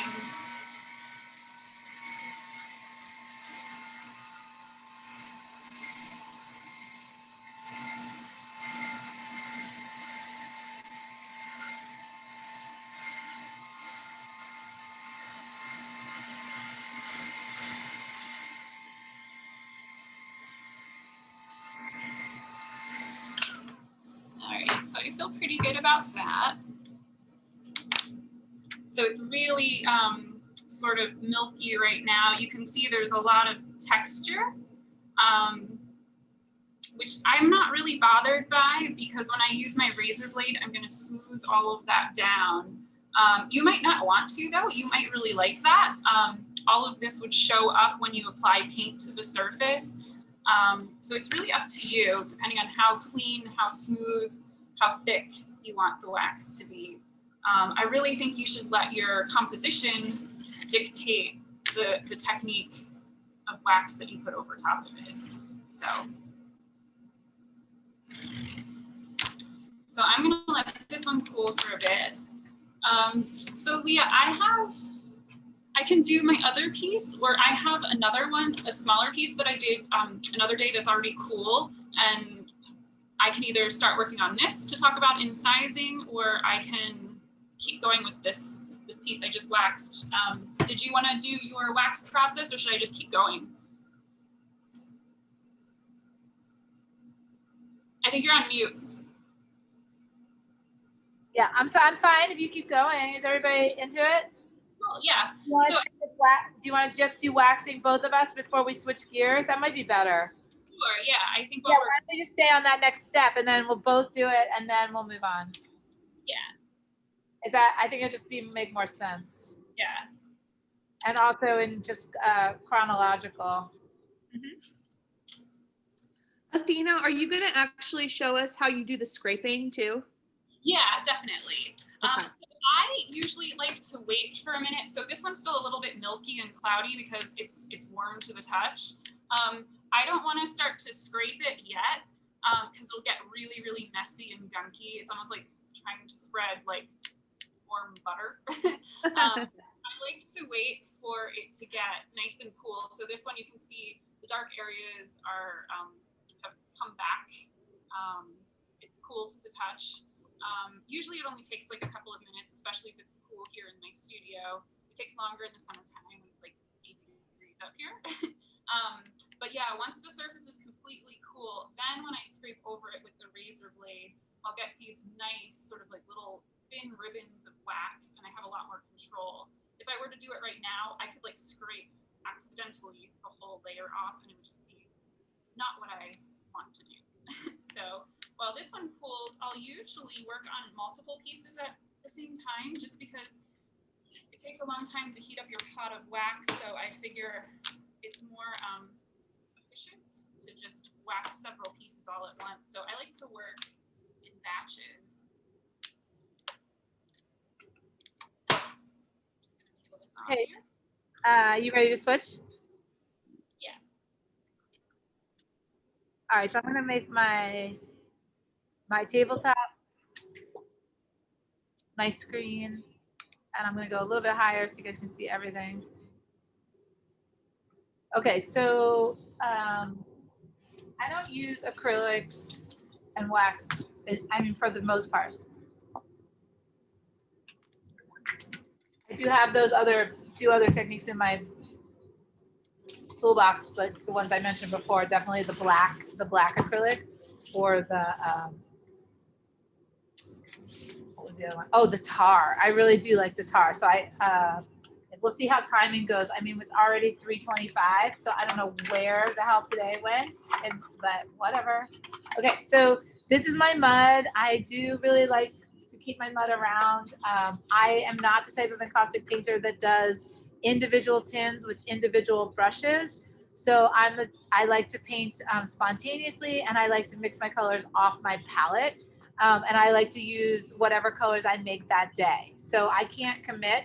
Not that like those other colors that I might make and store wouldn't be wonderful, but I think I just like the spontaneity of like constantly changing colors. And I also just haven't really focused on being that organized to working out of a tin, because I think I also really like my paint to be very fluid, and I like to extend the paint and mix the paint. So individual tins of colors just wouldn't really work for me. All right, so I have 3 tins on my hot plate, and I have a bunch of different kinds of brushes and different sizes. I definitely like some of the wider brushes, and I like the hake brushes. So I don't even have any short bristle brushes in this arsenal. However, I do sometimes use them. But what I do with them is I tend to give them haircuts. Because they're so uneven. Those are like the natural hog hair bristle brushes. All right, so the first thing I'm really focused on is just getting a clear coat on my work. And I like to focus on brush strokes and how I'm brushing to get that clear coat on. So I'm probably gonna go for a big brush like a 3-inch or 4-inch hockey. So let's see. This one is 4 inches. And if I do a nice 4-inch hockey brush stroke, that's going to be what I call like pretty smooth, right? Versus if I use a smaller brush and continue to brush, that's going to be more textured. So for me to determine which area is going to be smooth and which area is going to be textured, I kind of look at the piece and I say, if I love what's going on already with the underpainting, then I'm more likely to paint smoothly as to make that more clear, right? And to sort of preserve it. So like in this one, this kind of whole thing is kind of turned into a flower. And then I really love this opening here where this like front is coming, and these are, I see 2 animals here. So I actually see like a horse, an abstract horse, and a dog. So that's pretty cute. So when I brush, I'm going to kind of start to determine like which direction and what type of encaustic brushing I'm going to do on what area, right? And I don't think too long about it, but I definitely switch brushes. So here's my wax medium, and I'm going to go smooth. I also have a dividing line here. So just for argument's sake, I'm going to go ahead and give myself, and maybe for instruction's sake too, I'm going to use the masking tape early on. And I'm going to divide the space based, do you guys see? I'm going to divide the space based on this line here, right? Mm-hmm. So I'm going to do 2 different textures on either side of this tape line. Okay. So this is something that's kind of nice if you're feeling like you want to divide up the space, and if you're feeling patchworky or you want some contrast between 2 areas in your painting. You also could do a box. So this is a perfect example. Like if I'd make a box, I like so many parts of this collage, so I'm struggling on where the box is going to be. But I think I'm going to make the box here.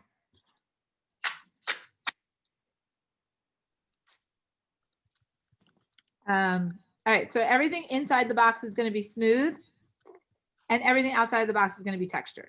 Okay, and I don't know, I didn't think about it that long, but I need to make a decision because our day is going too fast. So here we go. Okay. So smooth is going to look like this, right? So I'm just going gently across with the big 4-inch hockey brush, and I could just do one more. So this is like at pretty much as close to glass-like as you're going to get. Okay, so I can just let that cool. That big monster hockey brush is picking up so much wax, right? And I'm just laying it down and basically just like pushing, I'm like pushing the wax, right? So like it doesn't take a lot of effort. There's just so much wax there. Now, if you're in a really super cold space, you could think about like heating up your panel before you do that, which will just give you a little bit more oomph to your flow, right? Like more flow. But like, and honestly, this is really beautiful. I mean, who's to say that I don't just leave, only wax this one area? Like, why do I have to wax this whole piece, right? There's no rule that says I have to put wax on the whole thing, right? So I could just have like this waxed square, right? I think I'm gonna wax the whole thing, but I'm gonna change my texture. So I'm gonna reverse the tape,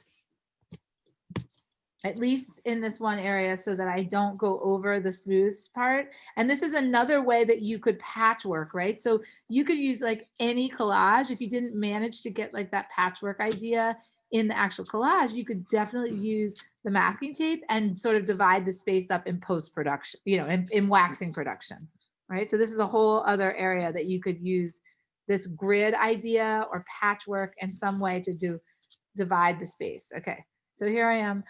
You could also use a stencil. I make a lot of what I call in the moment intuitive stencils by just using newsprint paper like this, right? So if I wanted to cover up an area or create some type of line or separation, I could literally just use like the straight edge of this paper and lay it down and wax over it, right? So let's just do that. Right, so I'm just going to hold this paper here, right? And I'm going to use that top straight edge. I'm going to get a little bit of a smaller brush, right? And so the smaller brush is going to give me more texture, right? Because what happens with the smaller brush is that you just have to either reload it, right? Because you run out of wax, or it starts to cool because you're just not covering as much space. And it also just doesn't pick up as much wax. Okay. So this is like a 2-inch hake. This is just wax medium. And I'm gonna brush back and forth. And then as it starts to cool, if I want to get texture, I just need to keep on brushing. And then the brushes are basically gonna groove the wax so it's more textured. Okay. Now, if I use an even smaller brush, like a 1-inch brush, and I use not a hake brush, but like a bristle brush, I'm again gonna get even more texture, right? Which is like those, you know, nooks and crannies of texture. All right, so the paper bled a little bit, like the wax went under, so it's definitely not as good a straight line as the masking tape, but it is gonna give me just a variation. All right, so I'm gonna go back to the masking tape. And again, like, just, you know, to make note, there's no reason why I can't leave this part open paper, have this part wax, and, you know, that could be interesting too. Maybe I'll just do that. I really like this space, so I'm gonna go ahead. Let me go ahead and wax this corner, right? Okay. So this is kind of fun. I love playing around with masks and masking tape. I think it's really cool and interesting. And it does give you some form and composition, right? And I definitely think like the naked versus waxed is interesting too. It's just sort of another contrasty dialogue to have between plain and waxed. All right, so Might also be interesting to use really light glazes of different colors in different places. well, exactly, and that's where the masking tape comes in. And then so I like to put wax medium over the whole piece before I start doing any color, because that kind of ensures that my underneath colors are going to stay the way they were when I made them. Mhm. So yes, this would be a first coat, and then my second or third coat could be translucent glazes. And I definitely could.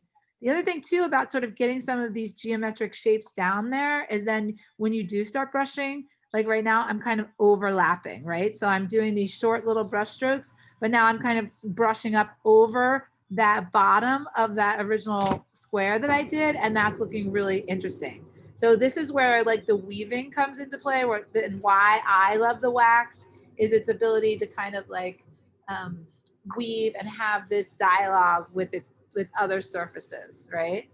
And create texture. So now, like even here, I have a tiny little brush stroke in this upper corner and then very smooth. All right, so this piece is kind of covered. I did the whole thing. I'm gonna set it aside and I'm gonna start to work on this one. Now I know because I have such an uneven surface here, it's gonna need a lot of wax on that corrugated part. So I'm gonna start working on that. I also definitely feel like it needs some division, right? So I decided that there's gonna be a horizon line here.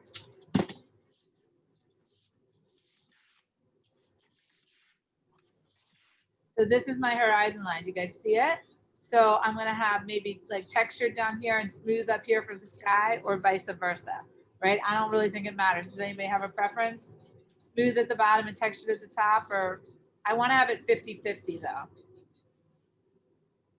Textured at the bottom. Okay, so texture at the bottom. So I'm gonna put that like this, right?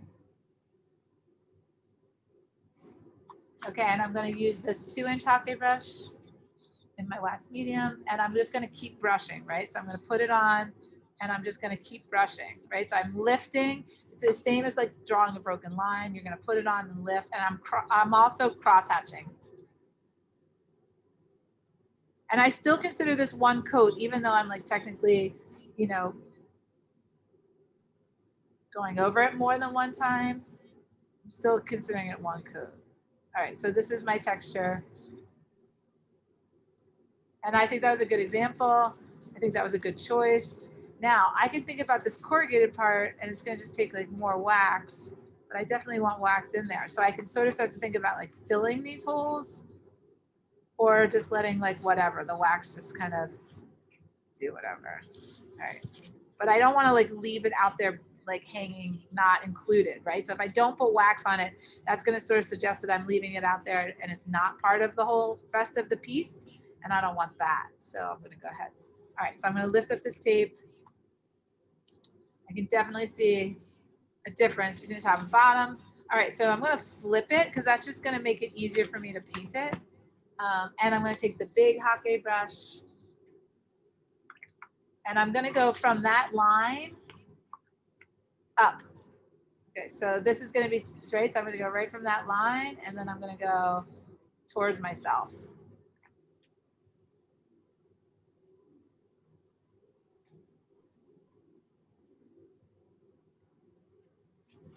And I ran out of juice right there. So that's going to give me a big brush squeegee, but like squishy, but I'm going to go over it. Okay, and then I'm going to try to deal with this part. So I definitely want to get wax on all this cardboard over here because I don't want to leave it out. And it's going to take me a while to get this corrugated cardboard to build up. Okay, so that is one of the things about a 3D or unlevel surface is that it's going to take a lot of wax to kind of get it filled in if you want it filled in or, or not. I mean, let's just see how it goes. We can make that decision as we continue to work on this piece for the next little bit. And I think I'm going to go with that. Okay. So I won't know, and I think Athena just mentioned this too, but like, I won't really know what this looks like until this like cools down, right? So this is still very warm, and what happens when it's warm, it's a little bit more cloudy. So I'm definitely gonna wait to do anything to it. And again, I agree with Athena when she said like, work on more than one piece so that you can, continue just doing your wax medium on a couple, and then you can sort of circulate back to where you started.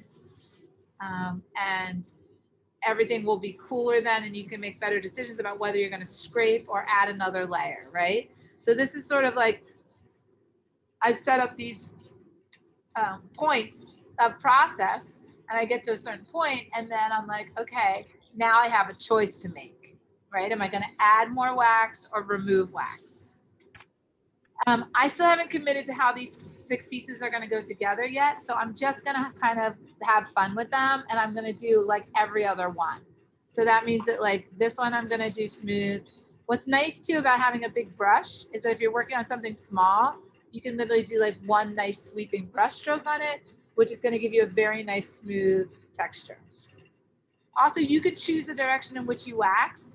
You can wax horizontally, left to right, which is going to be different, right, than waxing up and down, right? So you can see too, this is kind of neat, is that I'm hitting the bristles on this outside edge, so that's going to be thick, and then it's going to kind of like sweep up as I'm lifting my hand to the right, right? So that's giving me a kind of windswept texture.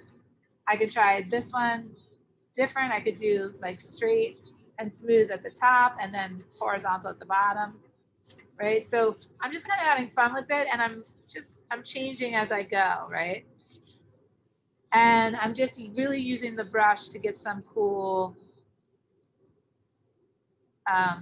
texture. So that time I just even kind of used a squiggle, and then maybe this one, since it's so simple, I could do simple on it, so I can just go nice long, flat, no texture. So again, it's like kind of texture or no texture. This one too might look nice if I did like very little texture, because it's very beautiful with that burn mark up there at the corner. And I also have a wrinkle in this one, so I could kind of go texture on the other side of the wrinkle. All right, so that's it for me with waxing, and that's my first Encaustic Medium wax coat. And technically, I always like to bring this up, but I could be done, right? So like this could be the end. Even though I didn't go that far, I could be done. I mean, I've had a lot of people study encaustic painting with me and using their photographs, and some people like it very simple, right? So technically, once you have a wax medium coat on it, you don't even really have to fuse this. It could be done, right? And it's very sensitive. It's light-hearted, and I can choose to tint it or not. I can choose to draw on it, scrape it, fuse it, or I can just leave it just like it is, right? I can also add more. All right. So, oh, sorry, you guys. Let me know if you can't see it off. So this is, I really am glad we did that. I'm really glad we did that gesso underpainting here. I really like the way that that was working with the black and the pink. I think that's pretty cool. All right. So Athena, I'm ready to go back to you if you want to start incising. Well, first I'll do the scraping process, and then I've got another panel ready to go, so I can do some incising on that one. Here. Okay. Okay. So this piece finally cooled down. It's nice and room temperature to the touch. But yeah, so some of these uneven areas, I want to smooth those down so I have a cleaner effect for when I do my incising. So especially like over here on the edge. So I'm going to just use my regular razor blades. This one's a little messy because I've already done some work with it. And basically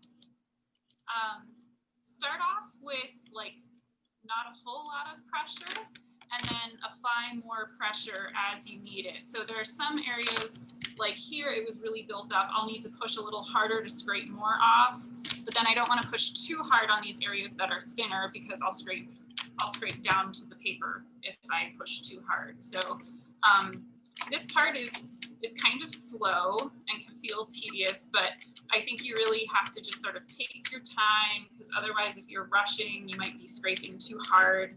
You can scrape your paper if you go too hard and go down to the collage layer. So basically the smoother my surface, the easier it'll be to draw and be more exacting when I come back with the pottery tools. So here's what we talked about when we were talking about applying wax over really dark colors. So like for those dark navy blues, you might have this happening. There's this interesting sort of separation. I don't know if you can really see it. Maybe you can see it down here, where it's like you can tell there's black underneath, but there's that veil over top. And some people might like that. It kind of bugs me because I really want these black areas to be black because they were intentionally put in there to be like accent points. So I'm gonna make sure that I scrape them a little bit smoother than the rest to bring more of that dark color through the wax, because the thinner the layer of wax, the more I will see what's going on underneath. So sometimes I'll take a break from scraping the entire thing evenly and then just focus on these small little areas with tiny little movements like this.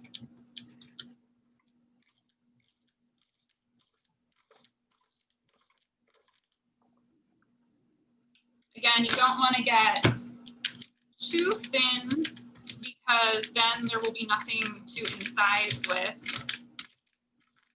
Just sort of all about finding that happy spot. And if you do go too thin, you can always go back and put another layer of wax over top, fuse it, and start over again.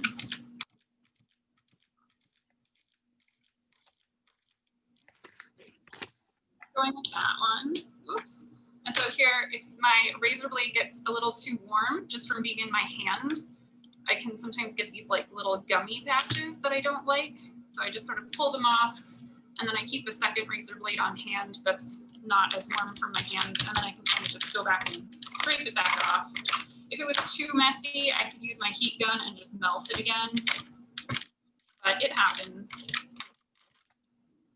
So I just like to clean my blade off periodically. So here's another area where I'm gonna probably try to scrape it really thin because I've got these little polka dots. I wanna make sure that they're prominent.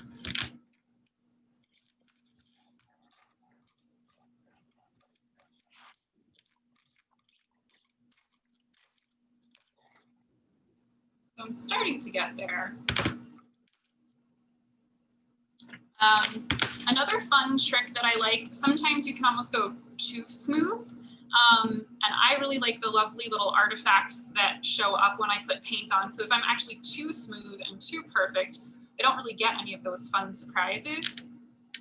So if I am too smooth, I will take the razor blade and kind of just scuff it up a little bit.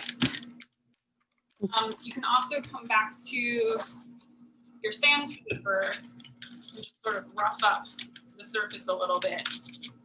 create some fun scuffs that'll show up then when I'm going to apply the paint. So I know it's almost 3:45 right now. I have another piece here that I've smoothed completely that I think maybe I will just switch to this one to show you guys the incising process rather than rush this one, because I still have a lot more work that I want to do to get it smooth. But before I do that, hang on. I wanted to show you that other piece that I collaged yesterday and just sort of my approach for going around these three-dimensional areas.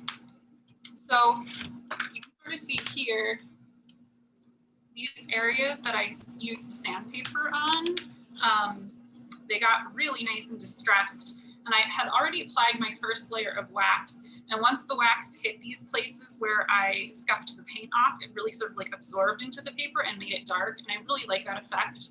So that's something to think about. The wax might change the color of your paper a little bit. So I covered this entire piece with a foundation layer of wax, and I already went over it with the heat gun. I didn't wax over this. I like to make sure I have my foundation done first, because you're going to get a bunch of really messy drips when you go over these three-dimensional areas. So I want to make sure it's nice and even first on the base. And for these small little cubes, I like to use just a smaller 1-inch brush. What's the best way? You guys see that okay? No. Oh, now I can. Like that? Okay. And so I usually start on the surface, flat surface, and I let that cool a little bit so it's not going to drip too much. And then I'll rotate my panel usually on the side and get the other layers.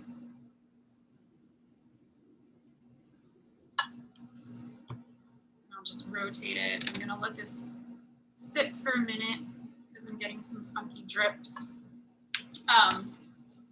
When the wax builds up too much, like in these corner areas here, I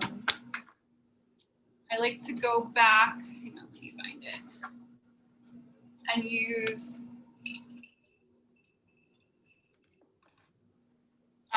these pottery tools. I don't know if you can see that very well. I can go back into the little nooks and just sort of scrape all of that excess wax off. So I'm going to just keep going here, applying the wax to the rest of the surface.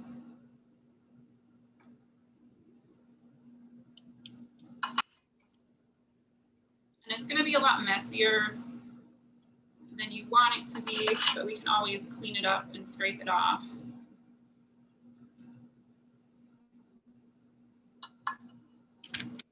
So I had some fun drips happen, and you might like that, so you might not want to scrape it off, but it's completely up to you. So I think I need to do a little bit more over here.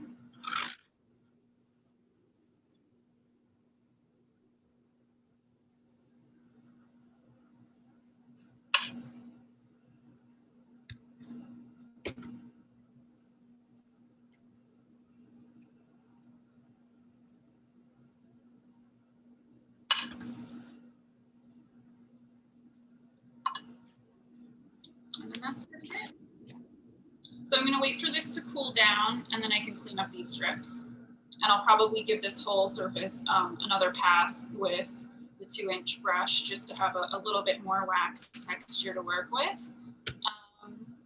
And yeah, that's it. So I guess we can probably move on to incising next.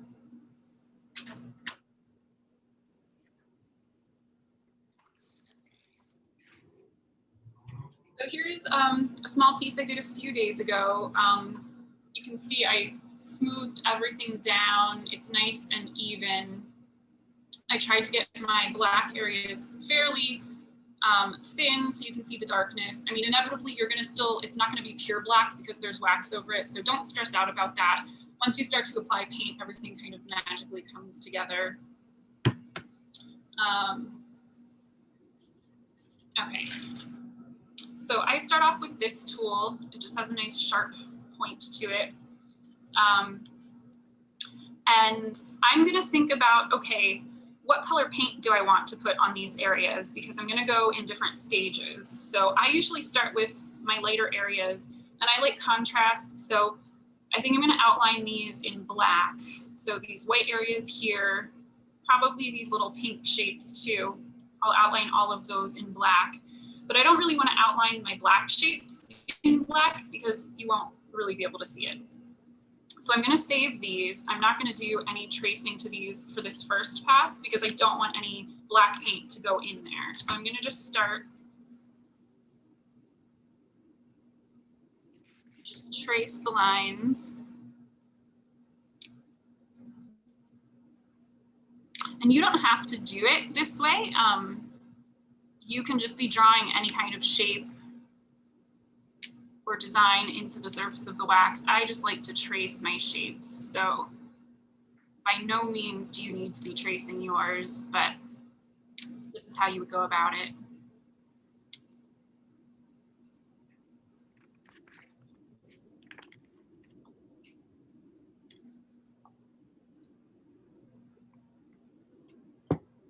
And this is the part where it sort of feels like you're working with invisible ink. I do a lot of touching with my fingers to actually see, okay, what did I do? And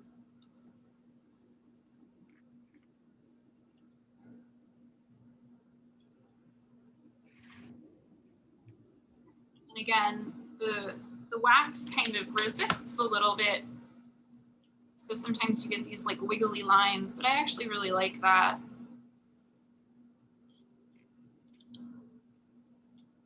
And you'll figure out just how much pressure is right for you. I'm not like trying to jam my tool like way down to the wood surface because that could make the wax a little bit more vulnerable. I just want to etch into the surface but leave some wax beneath it. So again, I'm skipping over my black shapes because I'll come back to those later.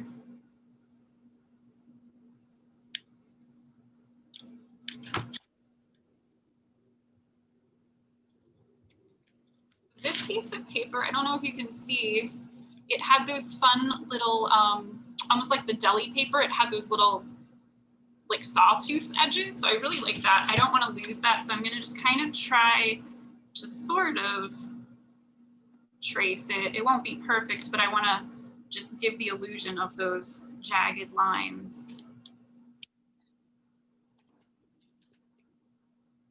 I love like the raw edges of paper bags and how they're not perfect.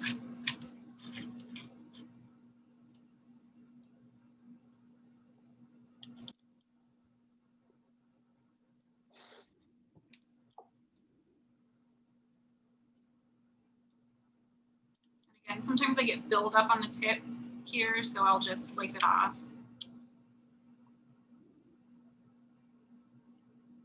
I'll do this one.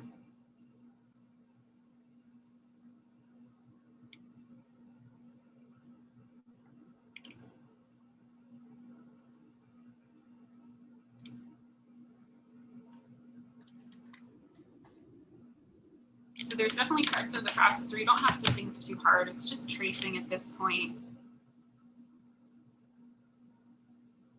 Okay. I missed my little pink shapes, so let me go back and do them.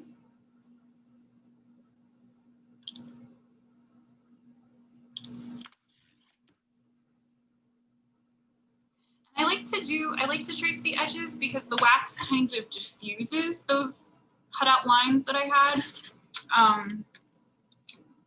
And so by doing this, it kind of just brings back those crisp lines that I really like. Okay.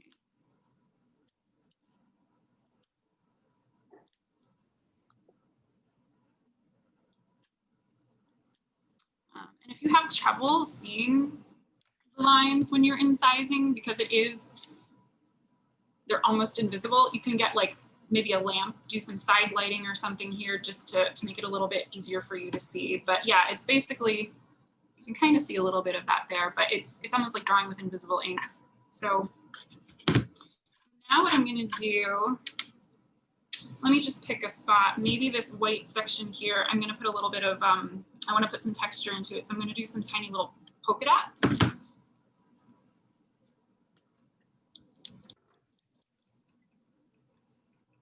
Pretty much I'm just poking into the surface.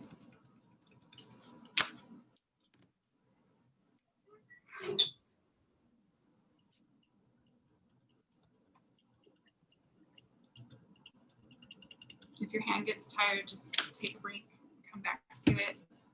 I don't want to poke too hard and like actually remove a chunk of wax. And if that happens, usually that just means that you didn't fuse your layers together well enough. And so then come back with your heat gun or your torch and just do another little pass over it to make sure that that second layer of wax you put on actually really melted into the first layer.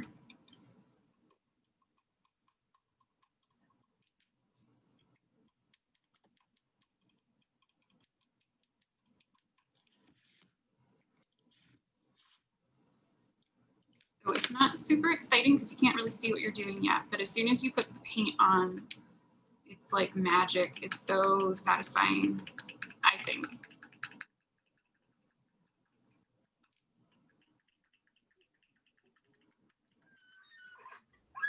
And so if you accidentally mess up or you don't like what you drew, again, you can go back with the heat gun and use it, or you could take your razor blade and just sort of smooth and blend away the line. Your razor blade kind of acts like an eraser. So never be afraid. The beautiful thing about the wax is that it never has to be finished. If you don't want it to be, you can always scrape it off and start over, or put heat onto it and heal over it. I like to think of it, it's like our bodies in that way, you know, it's like pretty resilient. You can go through a lot and then come back. So I can sort of feel my texture here. I've covered this whole shape with polka dots. So I think I'm gonna start to put my first layer of paint on so you can actually see what I just did. Let me get that set up. So I'm gonna just work with black.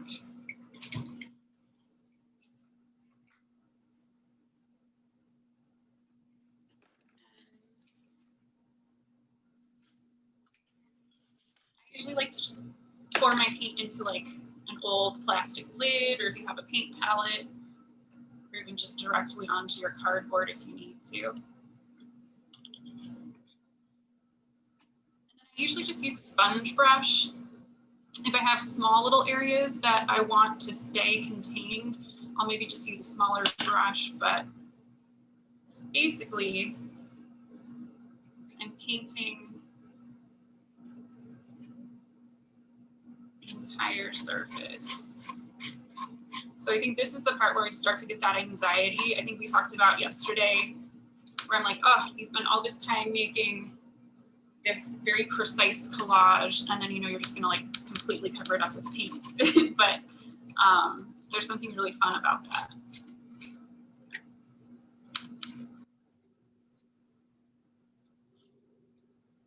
And this is regular acrylic paint? Yeah. And so it's Cheap gonna acrylic paint. off. I could either wait and let it dry. It's a big blackout. Whoa. So I can wait and let it dry. And then I can use rubbing alcohol and wipe all of that off, or I can get it while it's wet. And the acrylic dries really fast. So I like it if I'm wanting to do like a certain section white and a certain section black. I can wait for it to dry and then paint the other section on, and then I don't have to worry when I'm rubbing it all off about it blending and turning, you know, a gray, muddy color. So here's the magical part. I start to see what I actually really did. And the acrylic comes off really nicely. You don't have to put too much elbow grease into it.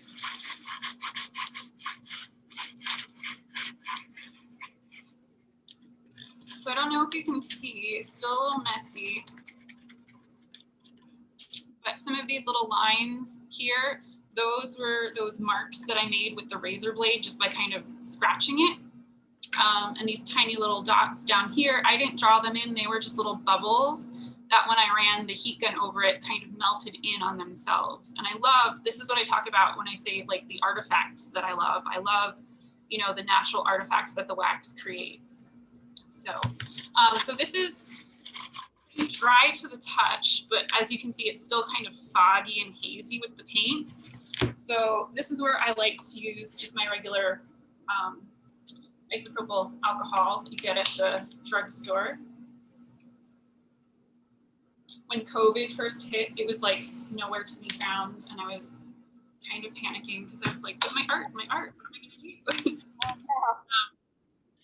So then I just rub it on here, and you can see it really takes off all that excess. I really just want all that excess to come off.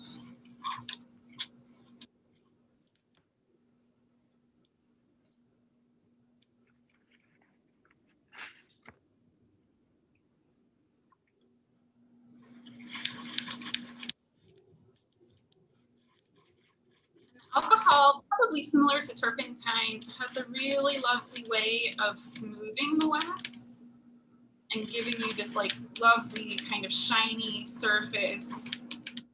Not glossy, but it just reminds me of like aged stone or like smooth marble. Not paper towel's kind of dirty, so.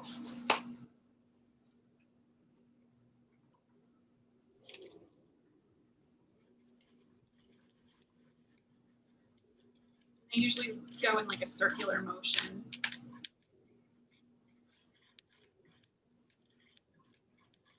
Okay, so that's a good starting point. Now you can see how my lines are really defining the shapes underneath. And I don't really have that here for these black shapes because they're a little more sort of diffused from the wax. So now what I'm going to do is pretty much just repeat the process that I did, but focus in on the black shapes. And then I'm going to go ahead and apply white paint to it. And you can choose whatever color you want, but I just like the contrast. So. And you'll put the white paint over the entire board just like you did the black? I probably won't. For the white paint, I'll probably just use like a smaller brush and focus on painting just those areas. Okay. Sometimes I will dab a little bit, you know, into these other areas just to create a little more interest. So it's not just so like, I don't know, one note here, you know, there will be a little bit of white coming in here. Or sometimes I think I showed you that slide where I put a little bit of orange paint. I dabbed a little bit and then I wipe it away, but you have a little bit of variance here then with your textures. There's like a little hue.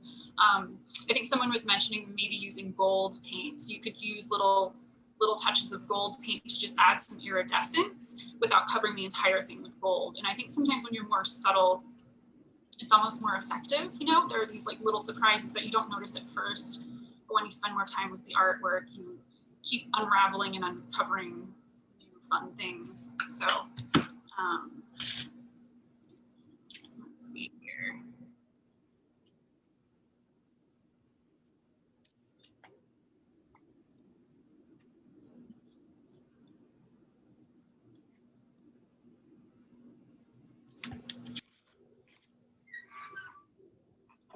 Sometimes when you're rubbing the paint off, you take too much off, and that's okay because you can always just go back and paint over it. Sometimes you'll find your lines weren't really deep enough to hold the paint. So you can go back, you know, and trace over them and make them deeper and then put the paint back on. I'm usually never just doing, you know, one layer, wiping it off and then calling it a day. It's usually a lot of back and forth, applying, removing, applying, removing.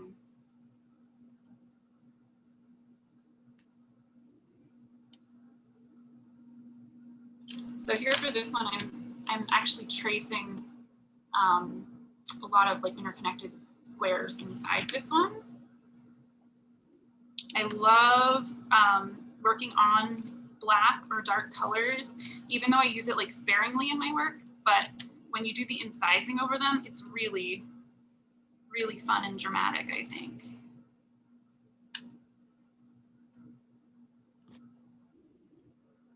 When you put, you mean the white paint over the black background? Underneath, yeah. And it's actually easier to see your incising on the dark colors. You don't have to strain your eyes quite as much. You always do the black first and then the white, or do you ever switch it?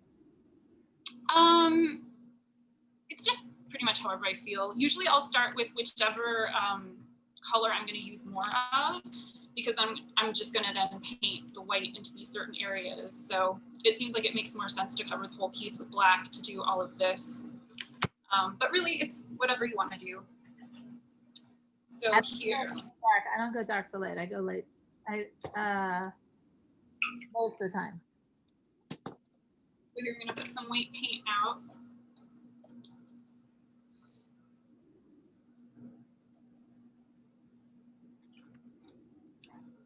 And this would pretty much be the same if you were using oil sticks. Except then I would probably use turpentine instead of alcohol to clean it up.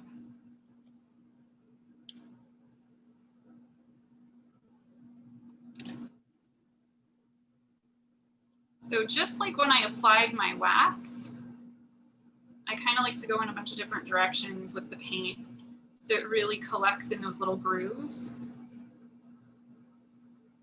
And if I go over my edge, it's not the end of the world. I can always go back and clean it up. Usually once paint fills these little lines, it stays there. And when I wipe the white off, oftentimes the black will still show through, because it's basically just like filling up those little lines. Okay. If you were using an oil stick to do that, would you just press the oil stick into it, or would you heat it up? When I've used oil stick before, I would just press into it. You can like rub your finger into it or get a brush then and really sort of like push it into I'm the gonna marks. do that next. Yeah. I'm gonna show you the oil stick. Was that Victoria or Jen? Kimberly. Kimberly. I'm gonna show you the oil stick next. Okay. Okay. So here, it's nice and dramatic now. And so I have some texture going on here still, and I want it to be nice and smooth when I'm finished, because that'll just make the whole piece a little bit more stable. So I can go back now with my razor blade, and I want to be really delicate. I can just sort of smooth it down.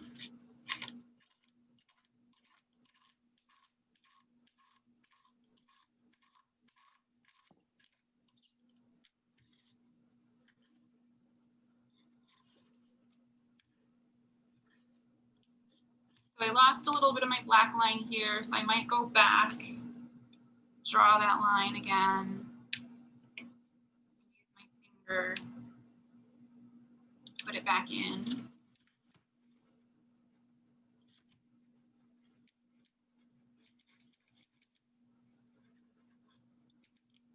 So yeah, it's kind of just a back and forth, applying, taking off.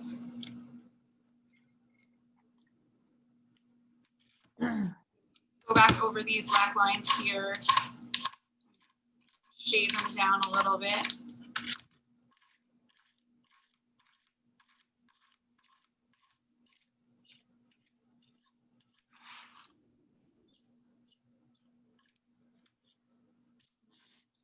Repeat, repeat, repeat. Sometimes I'll keep certain shapes empty if I really like the subtle texture that's going on with the wax. Sometimes I'll do, you know, little lines, triangles. This is the part where you can just have fun and just experiment. So, Leah, I want to give you time. So do you want to switch over and talk about your process? Sure. Any questions for Athena? And we'll do a wrap up at the end, but it's kind of nice that you have two techniques to kind of think about. Any questions?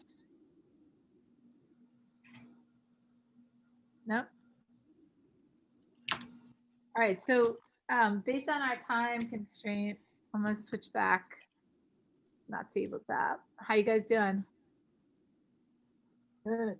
Good. So I don't think I'm gonna have time to work on all three pieces. So I think I'm gonna work on this piece just because I find it like the most matching towards our subject matter today and also towards with Athena's work. So yeah, I'm just gonna try to get. Is that okay? So I'm just gonna focus on these little ones.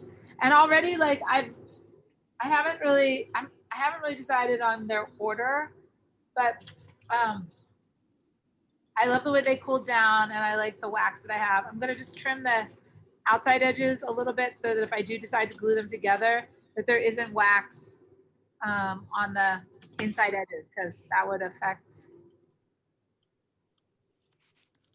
Okay, that would affect the way that the panels, how close the panels would get to each other, right? So, and I went over a couple of them with the paper too, like it's over the edge a little bit, so I could decide that I could cut that off or leave it. How many layers of wax did you put on? I just put one layer of wax medium, but I'm gonna paint with encaustic a little bit because I like that look. And I still haven't figured out my order, but it's gonna depend. Like I like it a lot of different ways. I kind of like it like this. I like it like that. I almost forget how it's actually supposed to go now. Oh no, this goes together. It's so funny, like too, how you can just quickly forget.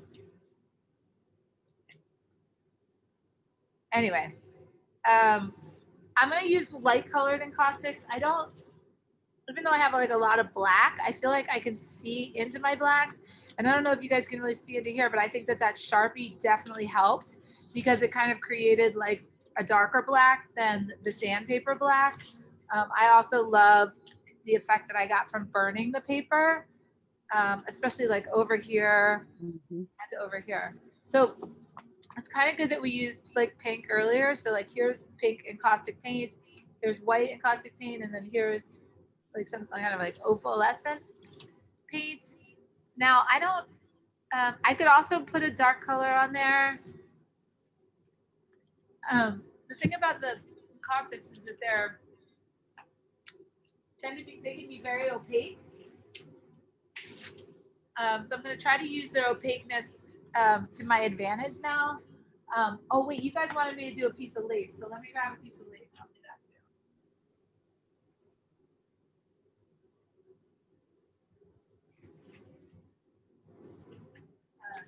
too. One of my favorite pieces of lace that I've ever used. I've used this one a lot, and this one's actually pretty good too. So they are different because they're made from different material. This one is like nylon-y, and this one is more, I don't know what it's actually made of. It's probably not silk, but it's like just like a little bit thicker.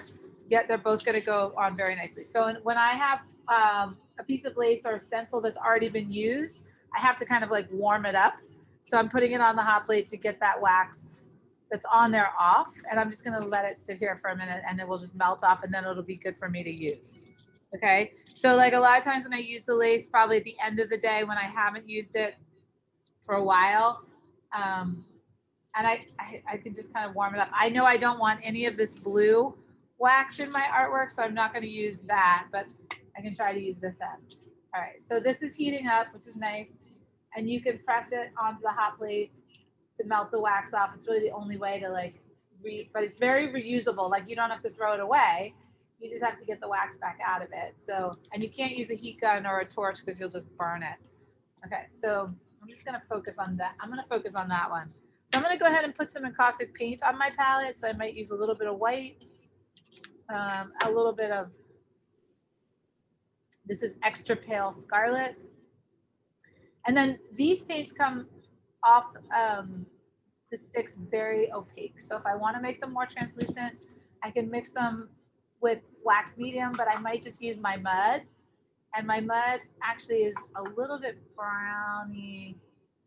It's like a little bit goldy brown, which is really nice because it takes that sort of like that garish sharpness off of, you know, bright colors like pink or white. It kind of mutes them a little bit, like they've been slightly contaminated with coffee or tea, right? And remember we talked a little bit about toning photos or staining photos. So, you know, I like that discoloration. This looks like it's a good solid black.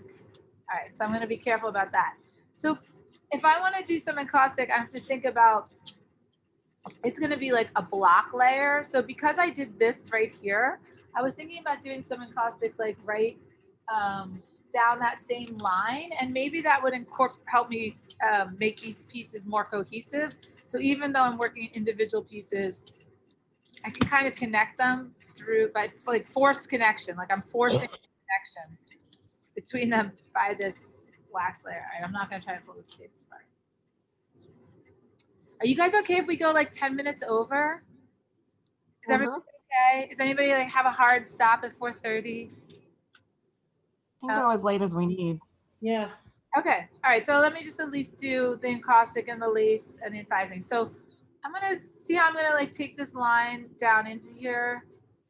So that'll help me kind of incorporate these two pieces. And I love this color that I made. So it was like pink scarlet, extra pale scarlet with white, and then my dirty brush paint, right? So my dirty brush wax is the best mixing wax. That's what I always say. All right. So, and this is going to be nice because it's going to be very pretty opaque. So I'm just going to kind of go down over. Now, when I do something like this, I'm really not looking so much at this layer as being important. I'm really looking for what's going to come after this layer, which is the fusing and the scraping. Okay. So like this layer is sort of like, yeah, whatever. But when I go back and start scraping this layer off, that's when the magic's going to happen for me. And I can continue to kind of change or tone this layer too. And if I add more wax medium to it, I'm going to make it more translucent, right? So the more wax medium I add to the colored paint, the more I'm going to be able to see through it. It's kind of like watering it down. Let's see maybe where this lace thread is going to go. So I can clean my lace off too, but I just kind of swiped it. You know what? I'm going to go with where it was originally in the photo. So I'm going to do another stripe here. Okay. And I'm going to do a dark stripe. So it's going to have that. So since I'm also using my mud again in the dark color, I think that that's helpful because it just gives me like a theme, a color theme throughout the work, like a thread, right? So I'm going to use this. Now this is going to be dark, but I think it's going to look cool. So I'm going to lay it right over the lace. And I'm going to just That total black? It's not black. It actually has white in it and it has mud in it. So it's kind of like a browny gray. Mm-hmm. And it's I could make it more translucent too. So yeah, but basically like, I mean, in a nutshell, I'm basically on my palette, I have black and white with sort of pink undertones, which are matching the watercolor gesso I made earlier. If I had done like a yellow watercolor or a blue watercolor, I could be using like a yellow encaustic paint or a blue encaustic paint to match those undertones. And I'm not using a ton of colors here. I'm just kind of using 2 or 3. So I'm just going to throw this piece of lace on here. Now, what I might do is because I use that black over there, I might add a little bit of it someplace else, right? Like around here and brush in. And again, this is like a nice hake brush. And you can tell that I'm not concerned that it's kind of cooled down. I'm just kind of using it gingerly to kind of like add some brush strokes here. I could do a little dabbing, right? Which gives me just like a little, you know, and anywhere that's dark, I can kind of like take this corner of this brush and just sort of dab it. I love dabbing. I think dabbing is really fun. It's just using the brush on a side corner or straight up and down to kind of, or on its side, right? So these are all sort of fun brush techniques that give you a little texture from like where the brush sits and pulls up. All right, so let me see what I can pull up now. I'm going to take these things off before I fuse, but I'm going to have to do a fusing layer now because I basically did encaustic paint on top of wax medium. So I did 1+1 officially. And so they have to be fused, right? In order for them to be stable and archival. I also want to fuse them because I want them to settle a little bit into the piece. So, and this, I wish I could, maybe I should, but I wish I had a picture of this stage because it's going to change a lot. Actually, you know what? I'm just going to, because I can send you this later, I'm just going to stop and take a picture. Oh, I'm going to get my fuse ready just because it's going to change so much when I go. And I actually kind of even like it like now, just as it is. However, I'm going to fuse it to blend these layers together a little bit more. And I'm also going to fuse it to soften the surface so that I can scrape it a little bit. And this is for me where the art really happens. Like I would never just say, like, even though I said like, oh, this kind of looks cool, I would never finish it like this because I feel like I can do more to it. But it is kind of neat. It's very abstract, right? And it is sort of geometric with the, especially this, with these nice straight lines. All right, so let's see. And it's nice too with this flower popping out of above the encaustic at the top. So this is my torch and I can go, you know, about 6 inches away and pretty slow. I'm not being as like aggressive with the torch as I was earlier when I was burning the paper, right? I'm further away. I don't want to really like disturb what I just did. I really like what I just did. So I'm just trying to fuse it. That's all I'm trying to do right now is complete the task of fusing, you know, layer number 2 to layer number 1. But I really like the contrast and I really like how these like these are like the stars, like my leading roles are sort of popping out. I like the suggestion of this texture. I also like that the photo is going behind this opaque wax layer and then sort of popping back out in random places.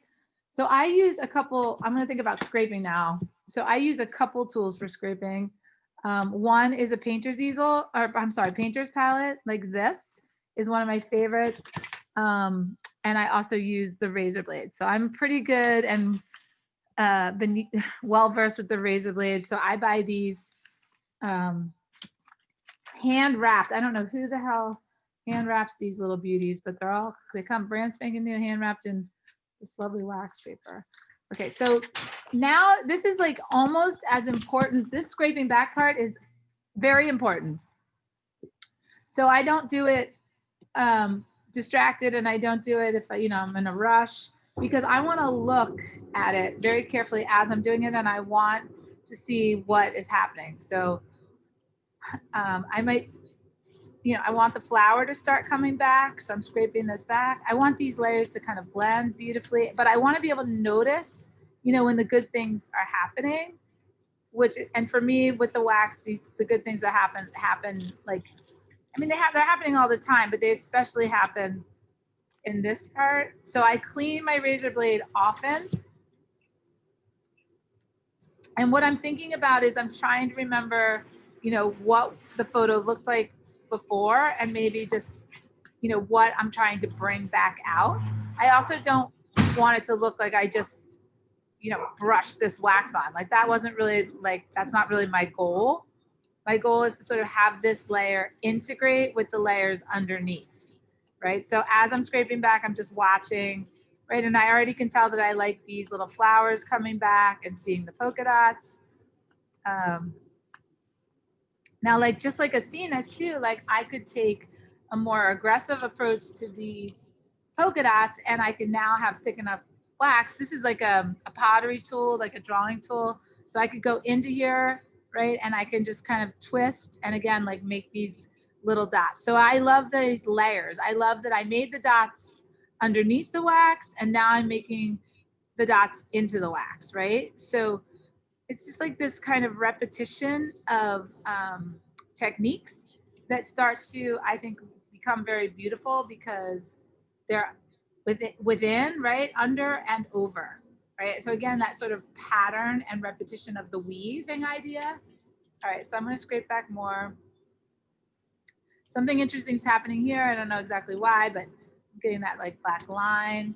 And I'm trying to hold the little panels together now because I think I've kind of committed to a composition. So they're behaving pretty well. They're staying pretty sturdy for me. And okay, so I'm getting some beautiful texture here in this one, which I really like. And I'm gonna scrape this one, and I'm getting that flower petal back. So this is really pretty. So this white flower petal just kind of emerged from underneath the pink wax. I really like that. I really like what happened over here with that little mark right there. So I think this area is looking good. I'm going to take this side down a little bit just so it's not as straight. And I'm going to bring back, as I scrape back, I'm going to see a little bit more of these little white flowers that I made. So I'm just making this layer of encaustic paint a little bit more translucent. So it's just a little bit more magical and less obvious, right? Okay. So this piece, like singularly, like all by itself, I think is really beautiful. I don't know if I'm gonna do anything to it.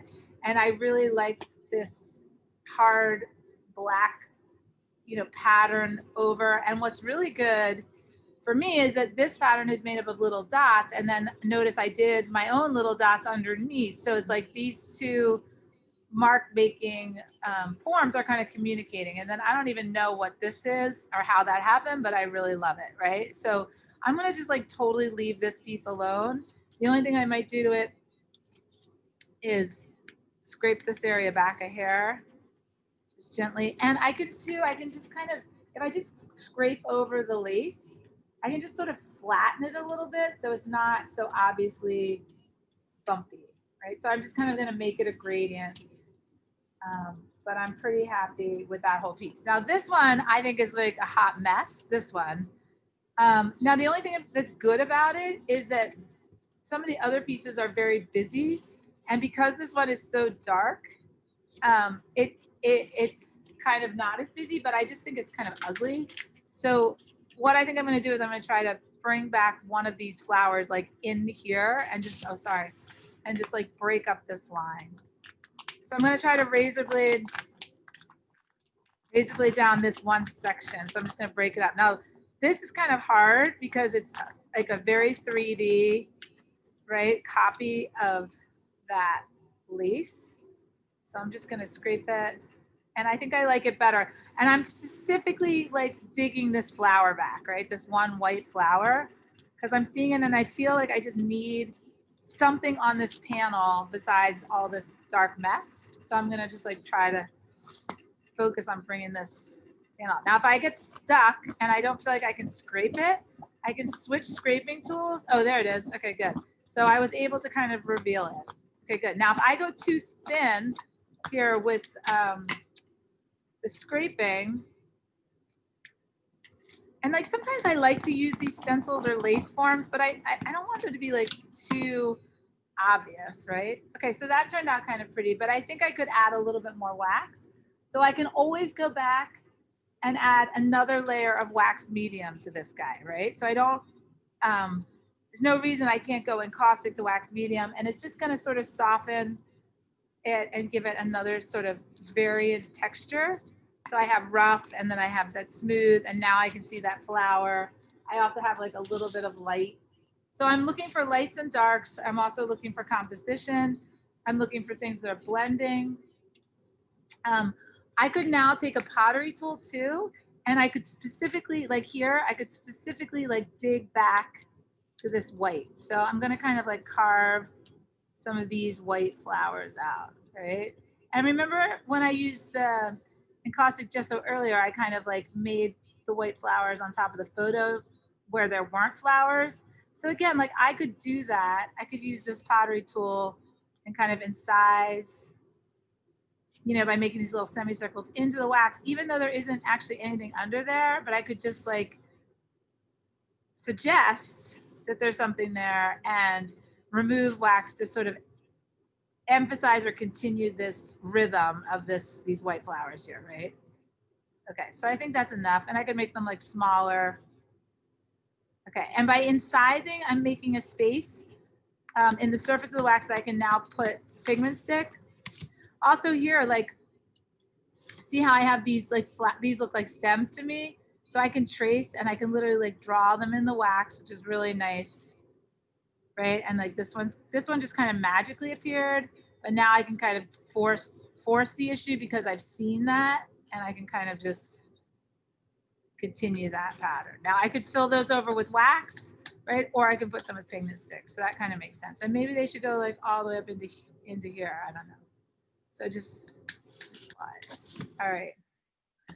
If I wanted to make bigger holes, I actually love the ends of paintbrushes. So you can use a little tool to make little holes, but if you wanted to make some bigger holes, you can use like the end of a paintbrush. So I'm just trying to think where they would look good. You know what, I'm going to put them over here and I'm just going to add a little bit more wax medium. Okay. And I'm going to fuse this one more time before I do the holes. And then I'm going to just put pigment stick on it because of time, but I'm pretty happy with the way it looks. So really, I just kind of tried to connect the flower theme like in each square. And then what's going to happen is I'm really going to be able to run with it when I go to pigment sticks, right? So I'm really going to be able to push and pull the content and illustrate the flower. So here's the end of a paintbrush. So this feels like at the end of, you know, sometimes when I'm frustrated or feeling anxious, tapping, I actually consider it like tapping where I'll use the end of a paintbrush and put a bunch of dots into the wax. It's kind of soothing. Okay, and I could do it somewhere else just for argument's sake.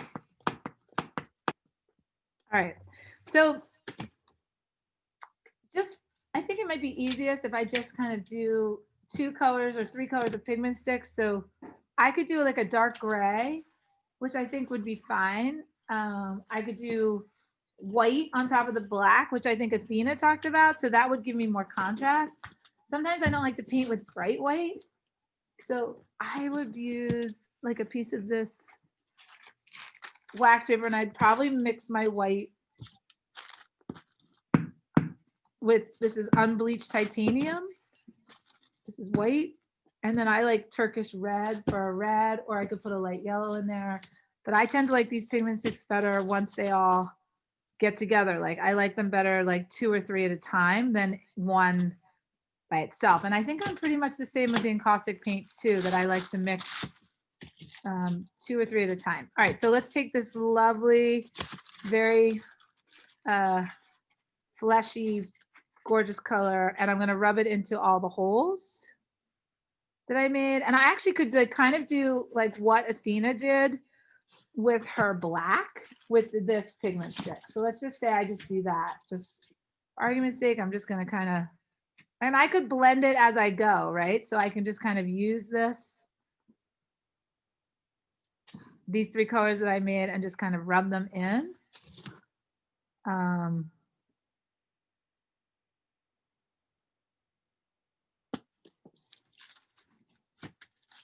So I'm gonna make this sort of a pinkish, reddish, brown, and black piece. I'm not, and then if I wanted to, like, if I wanted to make it more like feel like a garden, I could definitely add some green, right? Maybe even some yellow. For now, I'm just gonna kind of go artsy. And I just kind of put it where I want and rub it in. I do like that dark red over there. So if I feel like I could make it, that might get, oh, this looks pretty. So the red looks really pretty on the black. And again, like this is another, you know, sort of point where you're like, what if you just liked it like this, right? Like, what if you just really liked all this abstract sort of line and painting? Like, that's fine. I mean, I kind of like it too. I'm just not quite there with my abstract painting. So I'm still kind of like an abstract realist painter. Like, I still am like, wait, I took a photo. I still want to see my photo, right? So I have that kind of conversation going on in my head. So I'm going to take a paper towel and I do this all with my finger. So I might joke about my painting is like maybe I was like blind in another life, but I could never do this type of thing with a brush. I would just feel so confined, like restricted. So I just do it with my finger. And then I could do just like pigment stick directly on here. If I see any white areas, I'm going to put white on white, and then I could put some beige and some pink on there. Okay. So now it looks totally different. I just think for argument's sake, I'm sorry, I just want to take a picture because I want to have the stages of this. All right, and then I'm going to go back to our Zoom. Sorry.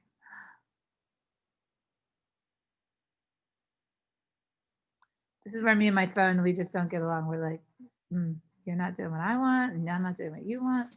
All right. So I possibly could have added a few more colors. I mean, but just based on our time, I mean, and I can do this process over and over again, right? So I could add more encaustic wax. I could add more wax medium. I could scrape back. I could add, right? But let's just start blending. So then I just start with the paper towel. And if I was going to use a blending agent, I would use what's called a blending stick, which is similar, I think, to how Athena uses the rubbing alcohol. So this is just an extender. It's clear, but it just makes the pigment sticks flow a little bit thinner than normal. So it just thins their viscosity. And then they go like, there's lots of little teeny nooks and crannies. So now they'll go more in the nooks and crannies. But like this area right here, I actually kind of love the paint and I love what's happening here. So maybe I don't rub that section. Like you don't have to rub the whole section, right? And then typically what I do is after I do this, and as I'm doing it too, I'm seeing something. So like I know I want this area dark. So I'm gonna go ahead and take dark. I want those stems to be dark, so I'm gonna go ahead and rub these in. All right, and now I can, and then you can kind of pick and choose, how you want the painting to look, sort of by what you remove, right? So those are much better like that. And then let's see. Now, if I feel like this is starting to get like muddy, I know that I can put other colors on here to pop it, right? So again, I think Athena mentioned this, like going back and forth with these processes until you feel like happy that happy with the way it looks. And again, like this could take, 3 or 4 times back and forth until I really know that it's done. But I might just stop in a minute because it's been a long weekend. So let's see. Any questions on anything I just did? Now with the pigment stick on top, you're just going to let that dry? Mm-hmm. Okay. Yes, ma'am. Now somebody asked earlier about heating this up. I don't heat it up because what you're doing when you heat up is you're expanding the wax. So because I'm interested in a lot of the forms that I made, I don't want my wax to be moving around and shifting. So I'm not gonna hit it with the heat gun. You could hit it with the heat gun, but you're gonna lose the sharpness of sort of all of these forms, right? So because of my incising and my lace, I'm not gonna hit it with the heat gun. But I think this, looks pretty nice. I mean, I might tweak it a little bit if I worked on it longer by, lights and darks and sort of pushing and pulling some of these layers. But I'm going to say that for simple process, this looks pretty darn good. And I can go back to some of the things I did earlier, right? Where I can go right up against a white line with a dark line and kind of give more shape to a flower or something. I could pop something, right? And I can go back in with bright white. But I kind of like all these sort of undefined areas where you don't really know what's going on. I don't want my work to be over illustrated. So I actually like all of these variable surfaces, both on and in.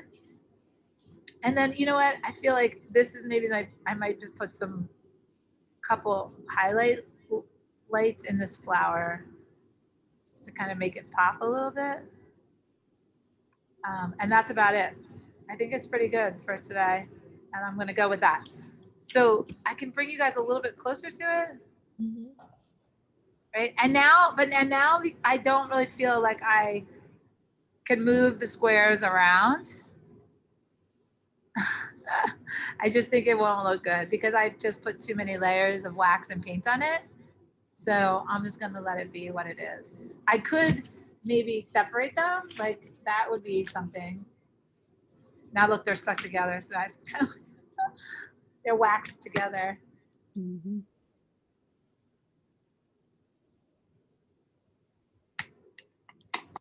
And I could think about, whether or not I wanted spaces in between the patch, but I don't think I want to alter them because I think I like the composition and I liked how I painted it. Do you guys like it further apart? It looks kind of nice, right? So that Yeah, it does. Yeah, I like it. And then you can see more of like what this reminds me of is like in the old days when we photographed like type 55 Polaroid, we always printed with the deckled edge of the top of the Polaroid. And that was sort of like a trademark that people understood what went into the process of making this art. So I feel like if you did give it the little space around each of the panel, I think that's nice. It gives you like a little bit of breathing room and it makes you look at each individual one rather than as a whole. And it also shows off the edges and the intricacy of the complicated process. Okay, so I'm done. I'm good. I'm very pleased with how this turned out. I hope you guys enjoy that. Athena, do you want to go back and say anything? I'm pretty good. I've just been sort of repeating the process that I showed you guys and building it up and building it up. But it's sort of a slow process, so I just kind of take my time with it. Sometimes I'll even, come back to it and work on it throughout the course of a few days if my hand gets too tired poking a whole bunch of little polka dots everywhere. But yeah, that's the beauty of the wax. It can always be changed. It never has to be finished unless you want it to be. So yeah, any questions?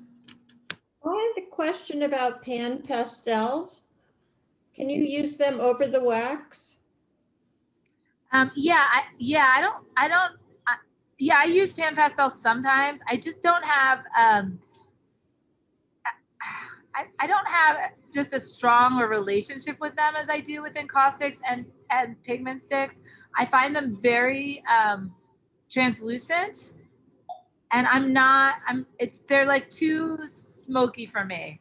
They're like too hazy. They're too soft, but you absolutely could use them on top of the wax and they will go into any incising exactly like Athena and I demonstrated with the other materials. Mm-hmm. I find the grit of them, the actual grit of them, too dusty and disturbing for me. It just gets irritating. I don't like using them. I've really tried hard. I've probably for about 2 or 3 years, and just not my favorite thing. Mm-hmm. But I feel like if you wanted your work to be, like resemble tissue paper or vapor, like more vapory, just lots softer without any hard lines, I think they're good. Mm-hmm.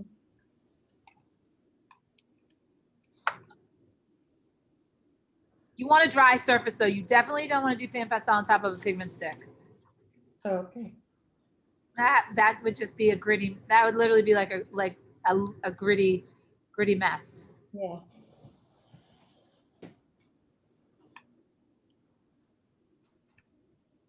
Any other questions, you guys?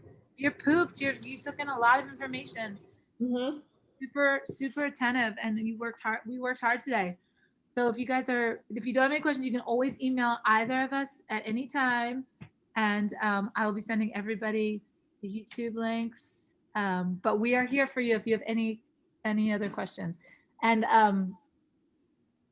who was it that wanted to see the pigment sticks?